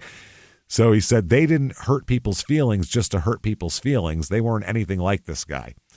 He said 2 incidents really made this clear. He said after the meeting in Twin Falls and the visit to the Canyon site, Knievel and the tour group flew to Salt Lake City, where he was one of 60 recipients that night of the Golden Plate Award as a giant of endeavor by the American Academy of Achievement. What the fuck is that? Made up horseshit. Of achievement? Jesus. Yeah, we've achieved something. I mean, you're not saying what we have to achieve, right? We got awards and shit we could show them. Yeah, we got stuff. We got a thing, and it's all sorts of shit. Bogarts in Cincinnati. We have a bowling trophy. They've given us so many from awards. When we sold out Bogarts. So I don't know what you want. We have pendant. Remember those? It says we perfect attendance several times. That's terrific. Yeah. Oh, we do have the Spotify award that they gave us for 100 million streams or whatever the fuck it was. We have that. We have all sorts of shit. Give us an award. Achievement people. Achievement people, we've achieved. It said it was a big-time award. Actor Jimmy Stewart, singer Paul Anka, Lorne Green of Bonanza, rodeo star Larry Mahan. Hell yeah. Basketball Hell yeah. I'm a rodeo star. That's great. Basketball player John Havlicek, actress Cloris Leachman, test pilot Chuck Yeager, cartoonist Pat Oliphant were among the other recipients. A lot of famous people here. Oh, wow. The dinner drew over 100,000 guests to the Salt Palace, where the presenters included actress Helen Hayes, commentator Lowell Thomas. The guest speaker was Watergate prosecutor Leon Jaworski, who told reporters he was quite confident that within 2 weeks the Supreme Court would force Richard Nixon to turn over all secret recordings from the Oval Office. He was right. Watergate. Yeah. Linda Knievel had joined the group in Butte a night earlier, made the trip to Twin Falls, then to Salt Lake City for the event. Her presence had brought quite a change to Knievel, quieted him down, but also created the ominous quality that Vince McMahon had noticed. The air changed, not for the better, when he was around his wife, Linda, everyone thought. They all thought she was quiet and lovely and nice, but overmatched, and people were worried about her. They say, getting on the plane the morning after the dinner, Knievel was cranky and upset that Linda wasn't moving fast enough. He gave her a spank on the bottom to make her move faster. Getting off the plane in Butte, he couldn't find his car keys and accused her of losing them. Yeah. He dumped the contents of her pocketbook onto the tarmac in his search. He eventually found the keys in the pocket of a jacket that he had packed in his bag. Oh, evil. That night, he invited Saltman and Zeke Rose, those are the toy people, and some other people to his house for dinner. He had always complained about Linda's cooking as part of his discourses on marriage. Dinner wound up being served late, 11 o'clock, after Knievel spent a long day of golf and early night of drinking at the Butte Country Club. Linda served the meal. Knievel looked at one of the dishes, maybe the peas, and decided they weren't done enough or were done too much and threw them. Mm-hmm. They said maybe he threw them at Linda, maybe he threw them at the wall. He threw them. Linda locked herself in the bedroom. Dinner was a quiet affair. Oh. Bob Arum said, he's crazy. He said after he heard this, he left the tour and said he's out of his mind. Yeah. The second incident came the following week in Austin, Texas. Knievel, for maybe the only time on the tour, went to bed early. The hotel where the group stayed featured a swimming pool. Some soldiers on leave from a nearby military base had met some girls and were in the pool at around 11:30 at night. Yeah. They were having some fun, making some noise. Saltman and Zeke Rose and a couple of Knievel's friends from Butte were also in the pool. They were quieter, but also making noise. Yeah. They said a figure came out from one of the rooms in the hotel, yelling for everyone to keep it down. The figure began shooting. I was just going to say there's a fucking firearm. You know there's a gun here. He said the soldiers, the girls, Saltman and Rose, all of Knievel's friends, all ran. Oh, my God. Arum said it was crazy. People could have been killed. They were just kids having a good time. Yeah, you can't indiscriminate fucking just gunshots. shoot at fucking people in the dark here. And he said, yeah, he did that the next day. Evil admitted that he did that. And he also said he called the police, telling them some people were making noise and an unidentified someone had shot at them to keep them quiet. Definitely not not me, though. Arum said he's a madman. Yeah. So he also said that his solace was that Arum anyway, didn't have a lot of skin in the game, meaning his own cash. Right. Said between the investors and Mack Truck and Chuckles Candy and Ideal Toys and ABC pretty much picking up all the TV costs, Arum wouldn't be in much trouble no matter how much this happened here. Yeah. They said the real risk is the closed circuit exhibitors across the country, because he said, all I have to do is give him the event. At that point, how it sells ain't my fucking problem. He said his one worry was whether or not Knievel, would do this, or what if it would happen or not, basically. He said, what if the bike doesn't work or he backs out of it? Then what the fuck's happening here? He said he's got to get up in the air and he's got to do it. I mean, that's it, period. So the press tour comes to an end on July 12th, 1974. They did a little break for the 4th of July when he was Grand Marshal of the Butte Parade, where he did wheelies up and down the street to standing ovations. 70,000 people showed up to the parade. Wow. Yep. The only bump was the final week when he blew off Portland, Oregon, as the plane was about to land because he didn't like the local closed circuit promoter. Oh. So he said, "Fuck Portland. Let's go back in the air." All because of a guy. August 20th, 1974. He's supposed to jump 13 Mack trucks at the Canadian National Exposition in Toronto.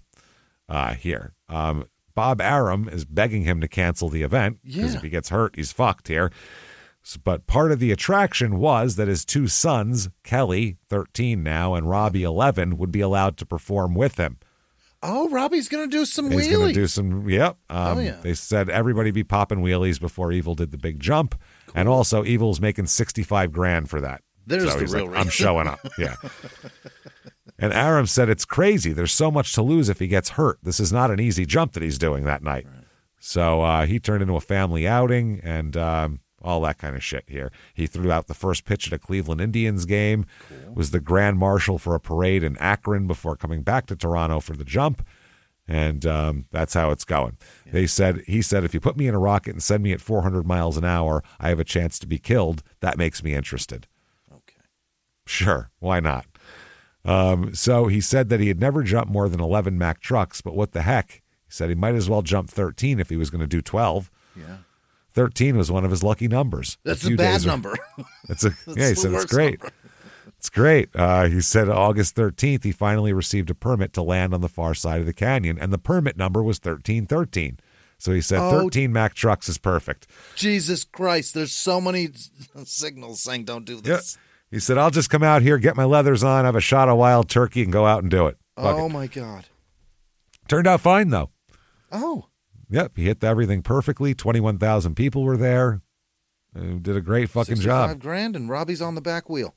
Doing fucking fantastic. They said Knievel's 20-second sprint through the night air left him silhouetted against the blinking lights of the Midway. That's from the Toronto Star. 20 seconds? You over-exaggerating sons of bitches. In slow motion. It's like a second and a half. He goes, boom, and then he's on the ground. That's it. That's the whole thing. 20 Maybe seconds. Felt like it. It was not. I think that's, there you go. Probably felt like it. They said that the one literal-minded reader objected to Handelman's sweet description. The reader did the math on the 112-foot leap at the 20-second flight. He may have found something. He said, since this works out to 4 miles per hour, a 4-mile-per-hour flight, it appears Knievel has achieved a startling breakthrough in motorcycle aerodynamics. Flew through the air at 4 miles a fucking hour. That's fucking crazy. So, August 23rd, 74. It's coming up on it. And he's saying, really, really pumping it up, saying that, I'm going to die. I could be dead. He's like, okay, the crowd that wants to see me, they're all in already. Yeah. Now I need the crowd that just wants to see me die. I got to pump that up and have people go, well, I wasn't going to see it, but he could die. Yeah. So then you've got the two that could watch it. Then he needs to get the crowd that hates him and doesn't want to watch it. Yeah, get them too. This is a great couple to watch, though. The ones that love him, build him up, and love everything he does, they're going to watch it no matter what. And then you get those ones that are like, fucking, I hate you so much, I want to see your insides. I want to see your skull splattered here. So they said, are you satisfied with your motorcycle in this article? He said, if I'm not, it's too late now. September 8th is right around the corner. Yeah. They then said, one congressman has been quoted as saying little children should be forbidden to watch you jump. How do you feel about that? What? And he said, I've traveled this country 8 years speaking on automobile safety. I've also traveled this country 8 years speaking to young people against narcotics. I wear a white suit when I ride my motorcycle, not a black one. Little kids don't run away from me. They identify me. You tell that congressman to go straight to hell. Go to hell. I don't know how you would how would you fucking litigate who's watching what in their own home? Like that's it's how constant, would anybody though. know? It's every generation has kids shouldn't be watching this thing. Yeah. And you're going to really parse between Dukes of Hazzard and this guy? Who gives a shit? I wanted to jump my fucking car too when I was 4 and watching the Dukes of Hazzard. So crazy that this guy is the detriment to society. He's wearing a white suit. Sure, that's the good guy versus the black guy. That's what whoa, that sounded bad. Holy fucking what? We know you were going white hat, black hat, but I get that it. That is why he changed from the black suit to the white suit. Because in cowboy movies, the black hat cowboy is the bad guy. Not only that, he said black is what the motorcycle gangs wear. And so he wants to show that he's not the opposite. And it's also a subliminal thing for him, I guarantee, because Yeah. You know what I mean? Yeah. That's scummy. I hate it more. Fuck, I hate it. But it's okay because he liked Joe Louis when he was a kid. Yeah, that's his whole shtick.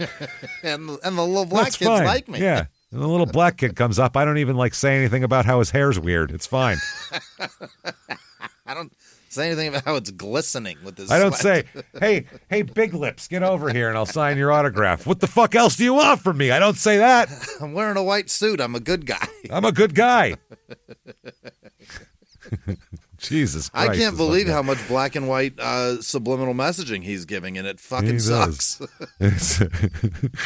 So we're going to do a test of the X2. Yeah. August 25th, 1974, not long after sunrise.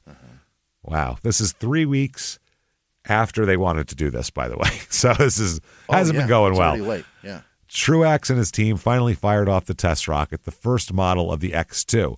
Aram and Knievel had finally been convinced that the test was a necessity since Knievel's life would be in jeopardy without it. Because they were saying, no, we don't want to pay for 2 bikes. And they were like, listen, if you want to live, we need to do this, basically. Yeah. So they said everything was done in secret. Not only was the press not allowed, no one in the press was even told that the test might happen.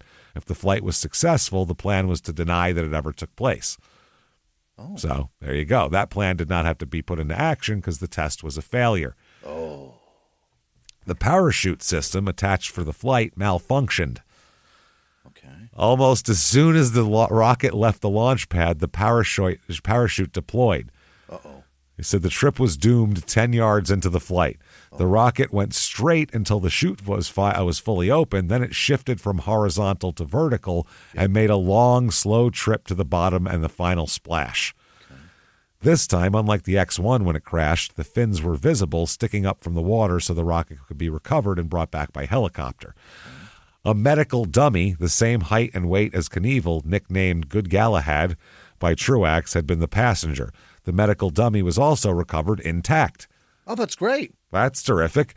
The combined costs of both vehicles, which would have gone into the Snake River, is almost $500,000, Knievel said, which we know isn't true.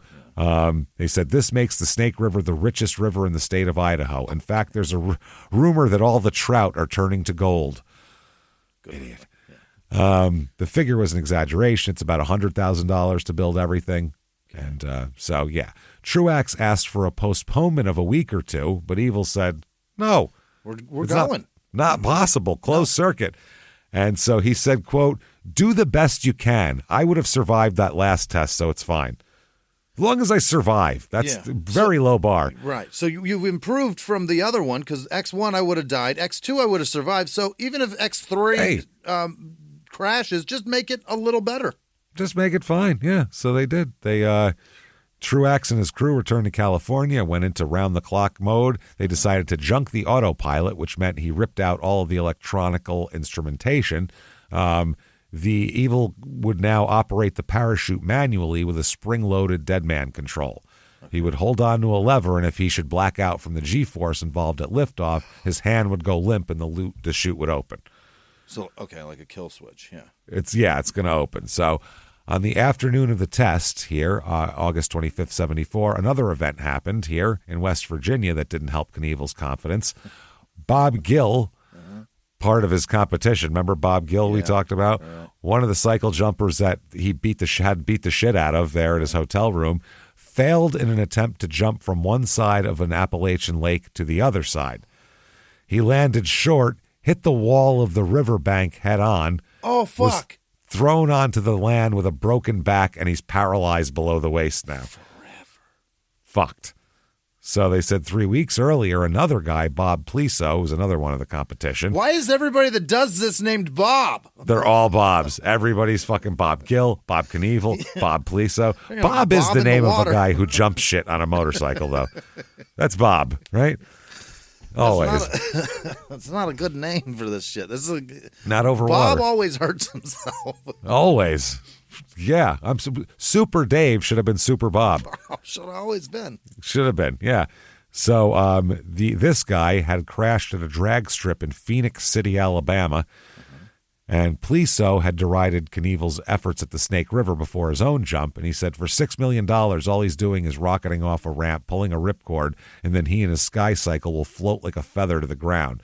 This guy then stepped on his motorcycle, tried to clear a record of 30 cars, landed on the 29th, was thrown 40 feet into the air, landed on his neck, skidded for 25 feet, and then died in surgery. Like a man. Like a fucking, not a pussy like you. You bitch, punk Try pussy. that, Knievel. Let's see what you got now, evil. That's a pretty wild shit thing to say right before you die. Before you die? Evil Knievel's a pussy. Now watch this. See, he's a total punk. That's all he would do. Like, I'll do this because I'm way braver. Yeah. At some point, he would have went, fuck, I wish I had a parachute as I'm flying through this air. As he was counting to 29, as he's in the air, whoops. he was like, well, Shit. maybe I'm the dummy. Oh, man. That is fucking remarkable, dude. So before he went back to Butte, he was scheduled to pose for the cover of Sports Illustrated for the September 2nd issue as part of the last burst of publicity here. The SI photographer convinced him the best shot would be on the floor of the canyon. Okay. Long walls splashed with sunshine. They said, the white knight in front of the natural wonder that was his opponent. Yeah. Knievel agreed but kept canceling the times for shoots. So this guy made one more appointment, rented a helicopter and a pilot to take them down to the floor. And he said this guy was Evil was stalling over breakfast and all that shit. They were in the middle of a restaurant not far from the rim of the canyon. And they said, helicopter rental's going. I only have a certain amount of time with it. Yeah. And the photographer said, you're scared, aren't you? And he said, I'm not scared. And the photographer said, sure you are. You're scared to go into that canyon in a helicopter. I can see it in you. So Evil said, fuck you, I'm not scared. Let's go do it right now. Okay. Threw his fucking fork down and marched out of the place. What, are you scared? Yeah, and they said that picture is the most famous shot of the whole production. Really? Yeah, I've seen the picture before. It's like him down there with the walls all up there. Yeah, he just got it by going, you're scared, aren't you? Wow. And here it is. This is the Sports Illustrated cover. Oh, I'm going to be honest. He looks scared as fuck, James. Well, he's standing on there now, so now he's not scared. He was scared to go in the helicopter. Look at his face. He looks scared. Yeah, I think it's windy out. And he's supposed to be jumping from that ridge behind him. Over it. Yeah, all of this right here that I'm showing. Yeah. Wow. Sports Illustrated, up, and ... is the thing. Evel Knievel and his canyon. Wow. Holy shit. So September 2nd, 1974, it's party time. Here we go. This is it. He does all this. He had to stage his $1 million party. Right. So from the book, it says the promise of a gala blowout had been a constant on the Evel Knievel Says Goodbye tour. Invitations had been extended to gossip column celebrities who ranged from Elvis to the Pope to Jackie Onassis. A party like no one had ever seen. A ramble through the assorted night spots of Knievel's youth, trailed by that Brinks truck and quickly shrinking pile of money. $1 million. What kind of good times could $1 million buy in Butte? A beer costs less than $1. Yeah. What are we going to do with that? So they said he decided sometime in the day of September 2nd that he felt like having the party on the night of September 2nd, 6 days before the launch. It was Labor Day. He was also apparently decided that $1 million price figure may have been a bit of an exaggeration. It's going to be hard to do it. So that day he spends at the Butte Country Club where the Evel Knievel Classic Golf Tournament took place. Elvis, despite a special printed invitation to the tournament and the jump just for him, had declined the offer to visit the festivities. What about Jackie O? Jackie O and the Pope and Sinatra and Muhammad Ali and Elizabeth Taylor also. And a lot of other shit going on. Same party, you know what I mean? So the two celebrities were in town were heavyweight boxing legend Joe Louis and aging tennis notable Bobby Riggs. It's pretty good still. It's not bad. Yeah, he's got his hero there, so why not?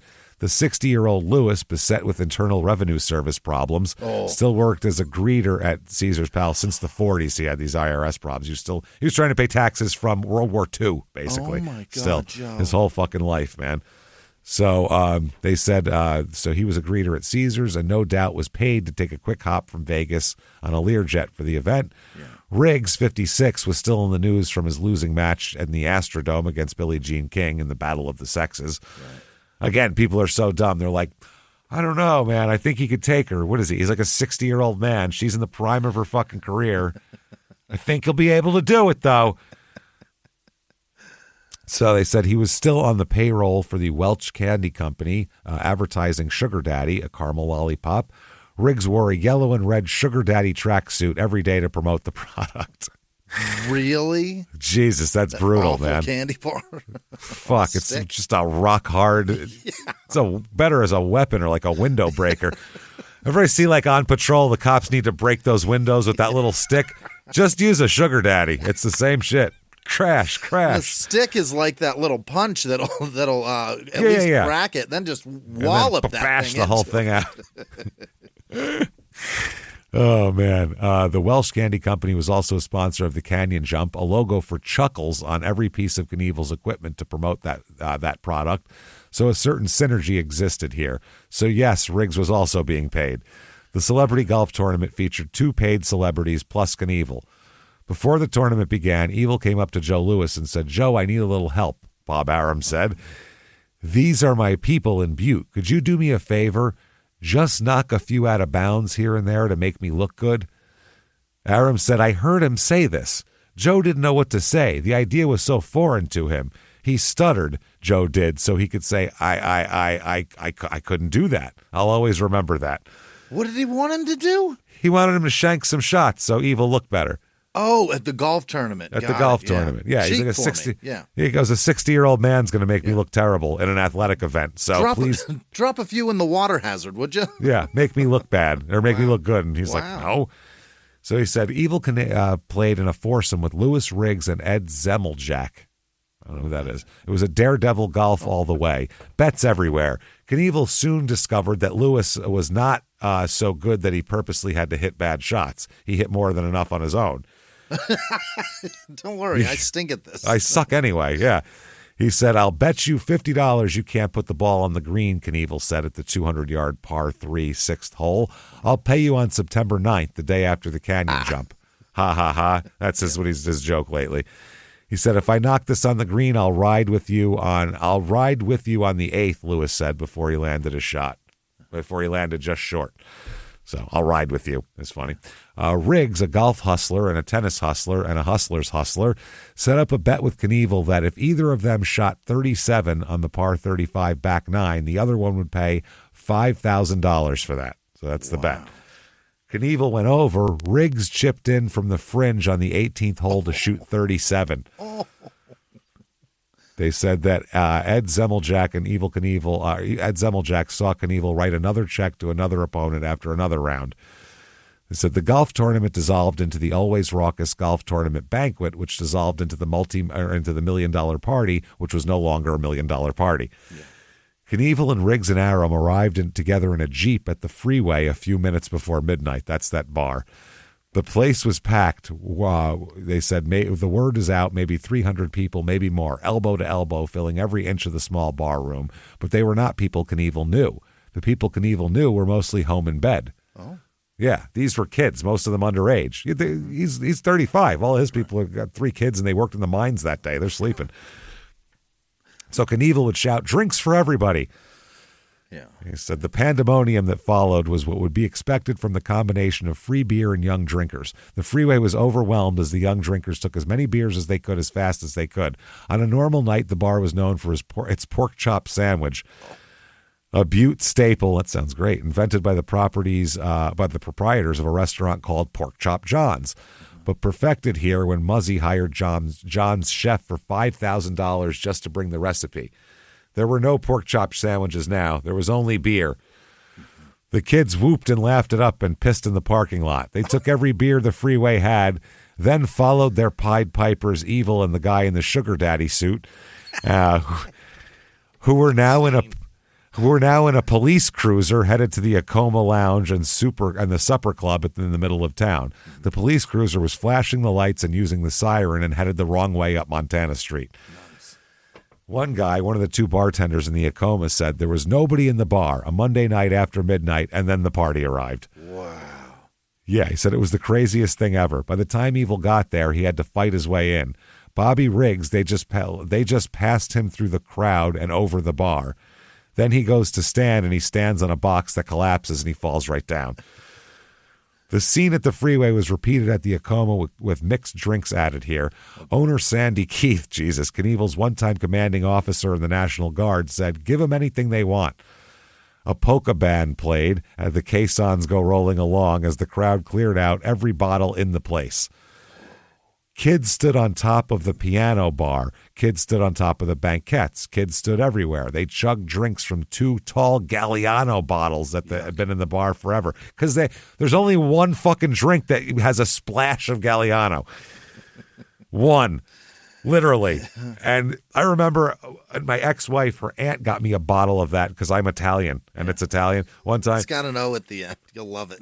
I had it for fucking years. It's just this tall, skinny, but because it looks cool. It's yellow. Yeah. It looks pretty cool, but you never use it. Nobody uses Galliano. They're chugging this shit. It's crazy. That is gross. One of Evel's better Butte escapades had started in the Acoma, drinking in the bar. One day, he looked across Wyoming Street at the 9-story Finland Hotel, the tallest building in town, maybe in all of Montana, and made a bet that he could drive his motorcycle through the lobby, onto the elevator, up 9 floors, onto the roof, do a lap, then be back on the elevator, down 9 floors, back in the lobby, back out the door, and free by the time the police arrived. Okay. I'll go do a whole thing. The key to the bet was that the police station was located within a block of the hotel. Which makes sense. So he's going to go cause more trouble than a truck or a police car can travel in a block. Exactly. Yeah. So his friend said, and he did it. By the time the police arrived, he was gone. They said that was back in the day. Now he's with the police. They're driving him around, letting him do this kind of shit. Cool. The next stop was Bob Pavlovich's bar, the Met Tavern. More of the same. Then to the Elmar Lounge, a country and western bar, for a final stop. One reporter, Joe Esterhaus of Rolling Stone, which, by the way, Joe Esterhaus wrote Showgirls and fucking Basic Instinct, and he's a big fucking writer, Hollywood writer, tons of movies he wrote, chronicled the entire party parade. He noted that the herd of youthful drinkers became more and more sparse at the last 2 stops, more beer thrown at each other than drunk at the Met. The older crowd at the Elmar are already, the kids not really welcome at 2 or 3 in the morning. Evel Knievel is a motherfucker, one kid shouted in a party-ending stretch of dialogue from the Elmar, reported by Esterhaus.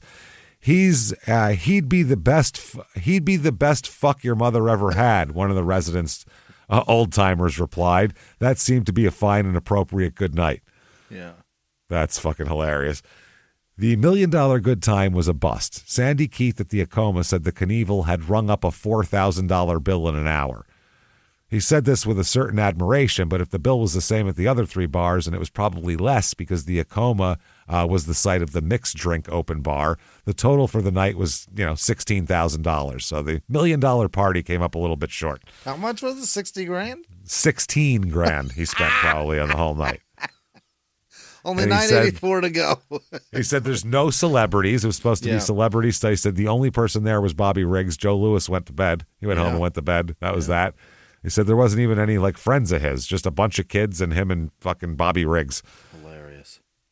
So they're still asking fucking, here's another article. It says, Evel Knievel, hero or huckster? Yeah, well, that's obvious. Yeah. So that's what he's talking about here. And it's, they never have an answer what they think. That's the thing. They talk about in this article, at his right hand sits a piece of blonde fluff named Liz. What a blonde wool? Is that what they just called her? Yeah, blonde fluff named Liz. Jesus. Wow, who Knievel met earlier in the day. Then Liz was wearing a Mont San Michel sweatshirt. Now she's clad in a simple blouse and skirt. How long will she be a Knievel's right hand is anybody's guess. Yeah, that's what he's talking about here. So he also says that they talk about the governor of Idaho saying something, and he said the governor of Idaho never met the SOB. He never told me good luck or God bless you or to hell or anything. Okay. All right, well, why does he have to? You can do whatever you want. So we're going to cut it off there, and we will start the next episode that we do with Evel with the Snake Canyon River. Snake River Canyon jump. We're here. Babe. We're here finally. Vince McMahon came in. Now we're here. Next week, Scummy Awards. Great. Absolutely. Week after that, we continue with Knievel. I think we'll have Jump. about three more parts on Knievel. So much more suspense about the jump. We got the jump. We got him going to jail, which is fucking insane. Yeah. Oh, my God. Him in jail is the craziest thing you're ever going to want to hear about. Him on work release, even crazier. Him as an old man, crazy interviews that he's done. We got it all for you. Don't worry about that. We will definitely be back with way more crazy shit for you here. So definitely, if you have not yet, get on whatever app you're listening on and give us 5 stars. It helps a tremendous amount. We don't know why. We have no idea. But it does. It helps the algorithm or whatever the fuck you call it. So please do that. Also, tell your friends, social media, all that shit. Follow at Crime and Sports. Definitely head over to shutupandgivememurder.com. Get your tickets for live shows. The 419 virtual live show. It's the 420 virtual live show, but it takes place on 419 because that's Saturday night. We're going to fucking party just like a regular live show. But just in your living room or wherever the fuck you want to listen to. And it's Small Town Murder, not Crime and Sports, by the way. And also get your tickets for all the rest of the Small Town Murder live shows throughout the year. Chicago in May, you are up next. It's going to be great. And we cannot wait for that. So do that. And definitely, while you're done with that, you can also get Patreon because that's important. Patreon.com/crimeinsports is where you get all of the bonus material. Anybody $5 a month or above, you get all of everything, honestly. It's a whole bunch of shit. You're going to get hundreds of back episodes you've never heard before, bonus stuff, and then new ones every other week, one Crime and Sports, and then one Small Town Murder. You get it all for the low, low price of $5. This week, what we're going to talk about, we're going to do sports songs again. So it's going to be a lot of fun. We get to do sports songs part 2. Chris Webber's rapping. They are singers. Jesus. Oh, man. We got a bunch of people that think they're rappers and singers, and it's very fucking funny. And we're going to play more Manny Pacquiao singing because that's Shut just... up and dribble. That's the only time where I would say that. Stop rapping and singing. Yeah. Just do your fucking talent. That ain't it. You want to have fucking opinions on politics? Great. Don't sing. Don't sing them, please. If you could speak them to me, that'd be great. You put them in song and I'm out, motherfucker. Not going to happen. So do that. Patreon.com/crimeinsports. And you get a shout out at the end of the show, which is right now. Jimmie hit me with the names of the most fantastic, wonderful fucking people in the world who would never, ever want us to plummet to our deaths in a canyon. Jimmie, hit me with them right fucking now. This week's executive producers are Sammy the Judgmental Potato, whatever that is. I love a judgmental. I love a potato with sentient emotions. That's what I like. Danielle Schmidt, happy birthday. Good for you. Thank you for participating in this for your birthday. I think Aaron Snyder's birthday, too. Holy shit, happy birthday. Happy birthday, everybody. Is it Christina Wilson's birthday, too? It might be all of these people's birthday. Everybody's birthday. All of your parents fucked in 9 whatever it months is. ago. June. I don't know. And Danny with an summer I. fuckers. Danny with an I with no last name. Thank you. No birthday, thank you, evidently, Danny. but she or he probably get it together with a birthday. I don't know. They are terrific. I adore them. Thank you. Good people. Other producers this week are Happy Hour in Claysville, Pennsylvania. Is that shit town we drove? Was it Claysville? It's one of them, I think, yeah. There was like 70 on the way people. to Columbus. Yeah, we looked it up and we're like, God. And we were like, there's that many? It doesn't look like it. It's like it's also, well abandoned. Yeah, Janice Hill. I think it was that, and I believe sounds right. I'll bet Happy Hour is on the same ride from Pittsburgh to fucking Columbus. Wouldn't surprise me. It's a tough ride. Happy Hour. Be safe. Peyton Meadows, Alyssa Gant, perhaps. Thank you also. Justin Stepanow, Andrea. Nope, that's Adrian Mora. Savannah Eichenauer. Yep. Justine Margot Patricia. I think that's. That might be Justine Marco might be a person, and I didn't hit enter and get Patricia with no last name, or Margot Patricia. Maybe that's her. Is that your full name? Justine Margot Patricia. That's 3 people. 3 first names. Justin Petrak probably. Jamie Smith, Alexander Clear, Caitlin with no last name, Andrea Menard, Laura Decker, Chris with no last name, Kimberly Carl, Chad Chatterson, Alexis Larson, Ari Martin, Diana, is that right? Ply Wax. Oh, I don't know. Diana? Is it? I don't know. Linzette. That's probably Lindsay. The T and the Y are close together. Harris. I don't know what I've done this week. David Dutro. Rihanna or Raina? Jamie Oberly. Rihanna has no last name. Mateo has no last name. Dodie McCulley. The Jacks of all trades, James. I think that's a Jacks, isn't it? It's Jacks. Of all Joshua DeLand. Emma O'Brien. Amanda Dutro. Michael Hall. Tara Fisher, Anthony Kathleen Michael with no Hall. last name, Brittany Marie, Gina Perry, Denise Durham, Mark Molesky. That sounds too close. Better to than Molesty. Yeah, It's better than that. that's a tough last Make name, sure Mark. to enunciate, Mark. Enunciate. Key. Kristen Svarer Jones, Nikki Allen, J. Jolie 2004, Ranger 11B 2000. I don't know what that is. Jennifer I don't either. Mall? Oh, what was Richard was the guy from Night Court, right? Richard Mall, Bull. Yeah, Bull. right. Ball guy. Yeah. Amy Rader, Elizabeth Renner. How else we got here? Lisa with no last name. Shauna Hensley, Joshua Nevins, Debbie Para. What the fuck is going on? Oh, Alice Valentine. Morgan Pagan. RR, 2 R's. This show brought to you by 2 R's. Christy Jablonski, Christopher Corral, Cody Day. Who's Day? Charlie. Charlie Day. You got lost there.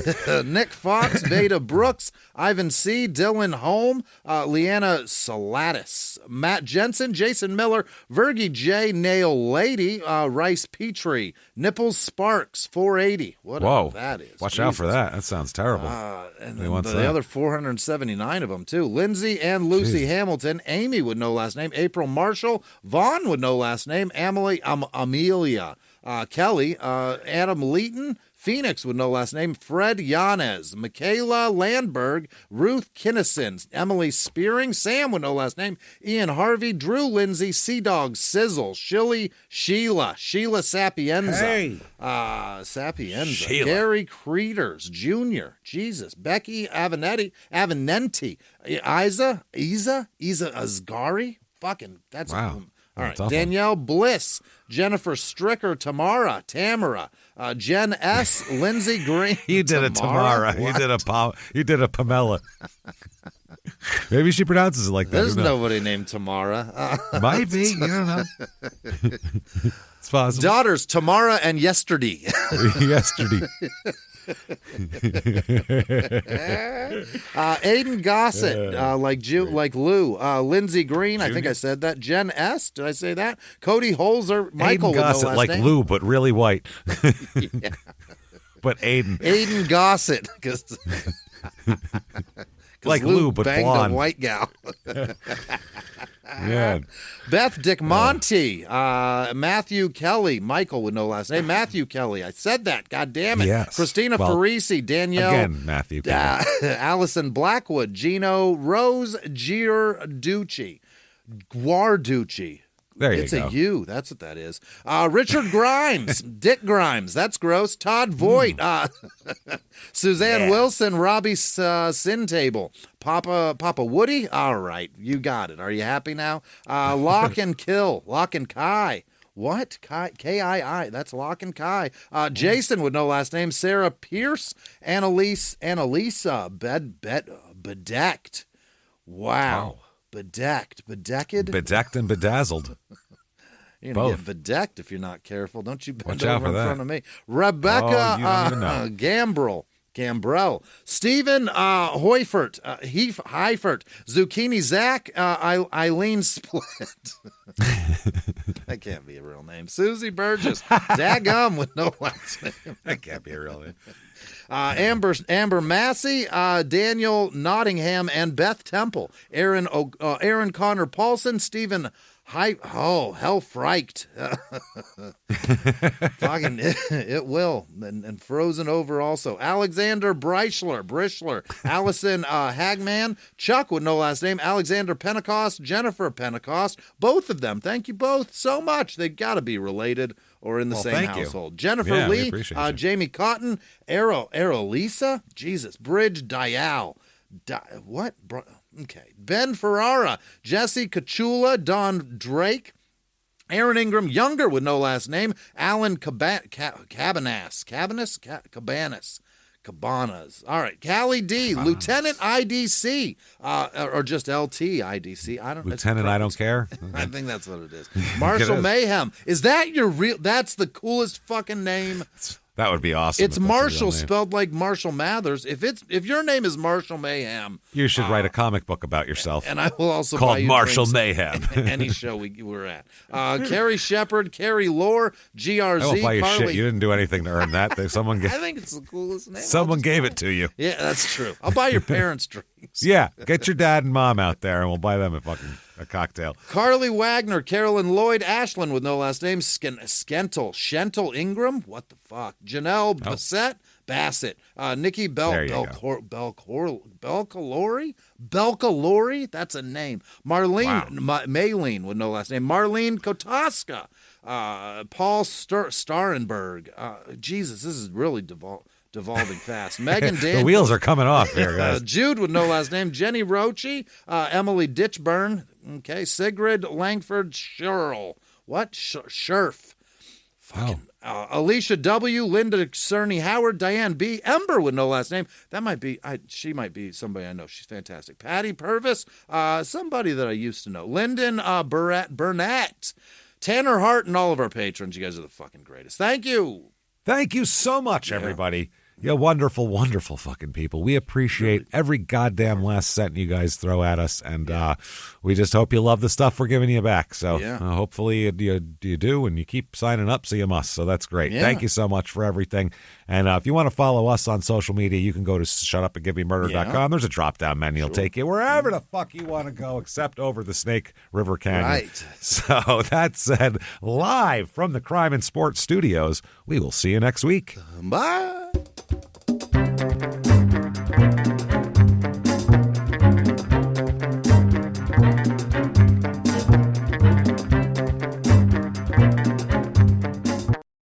If you like crime and sports, you can listen early and ad-free now by joining Wondery Plus in the Wondery app or on Apple Podcasts. Prime members can listen early and ad-free on Amazon Music. Before you go, tell us about yourself by filling out a short survey at Wondery.com/survey.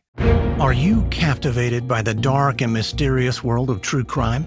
Wondery Plus offers you the ultimate true crime experience with early access to new episodes, exclusive content, and a seamless ad-free listening journey. With Wondery Plus, you'll get access to hundreds of podcasts, including more than 50 true crime series like Dr. Death, the shocking true story of a trusted surgeon who brought unimaginable pain and suffering to his patients. This was not an operation that was performed. This was attempted murder. And there's Morbid, the hit podcast that's a lighthearted nightmare.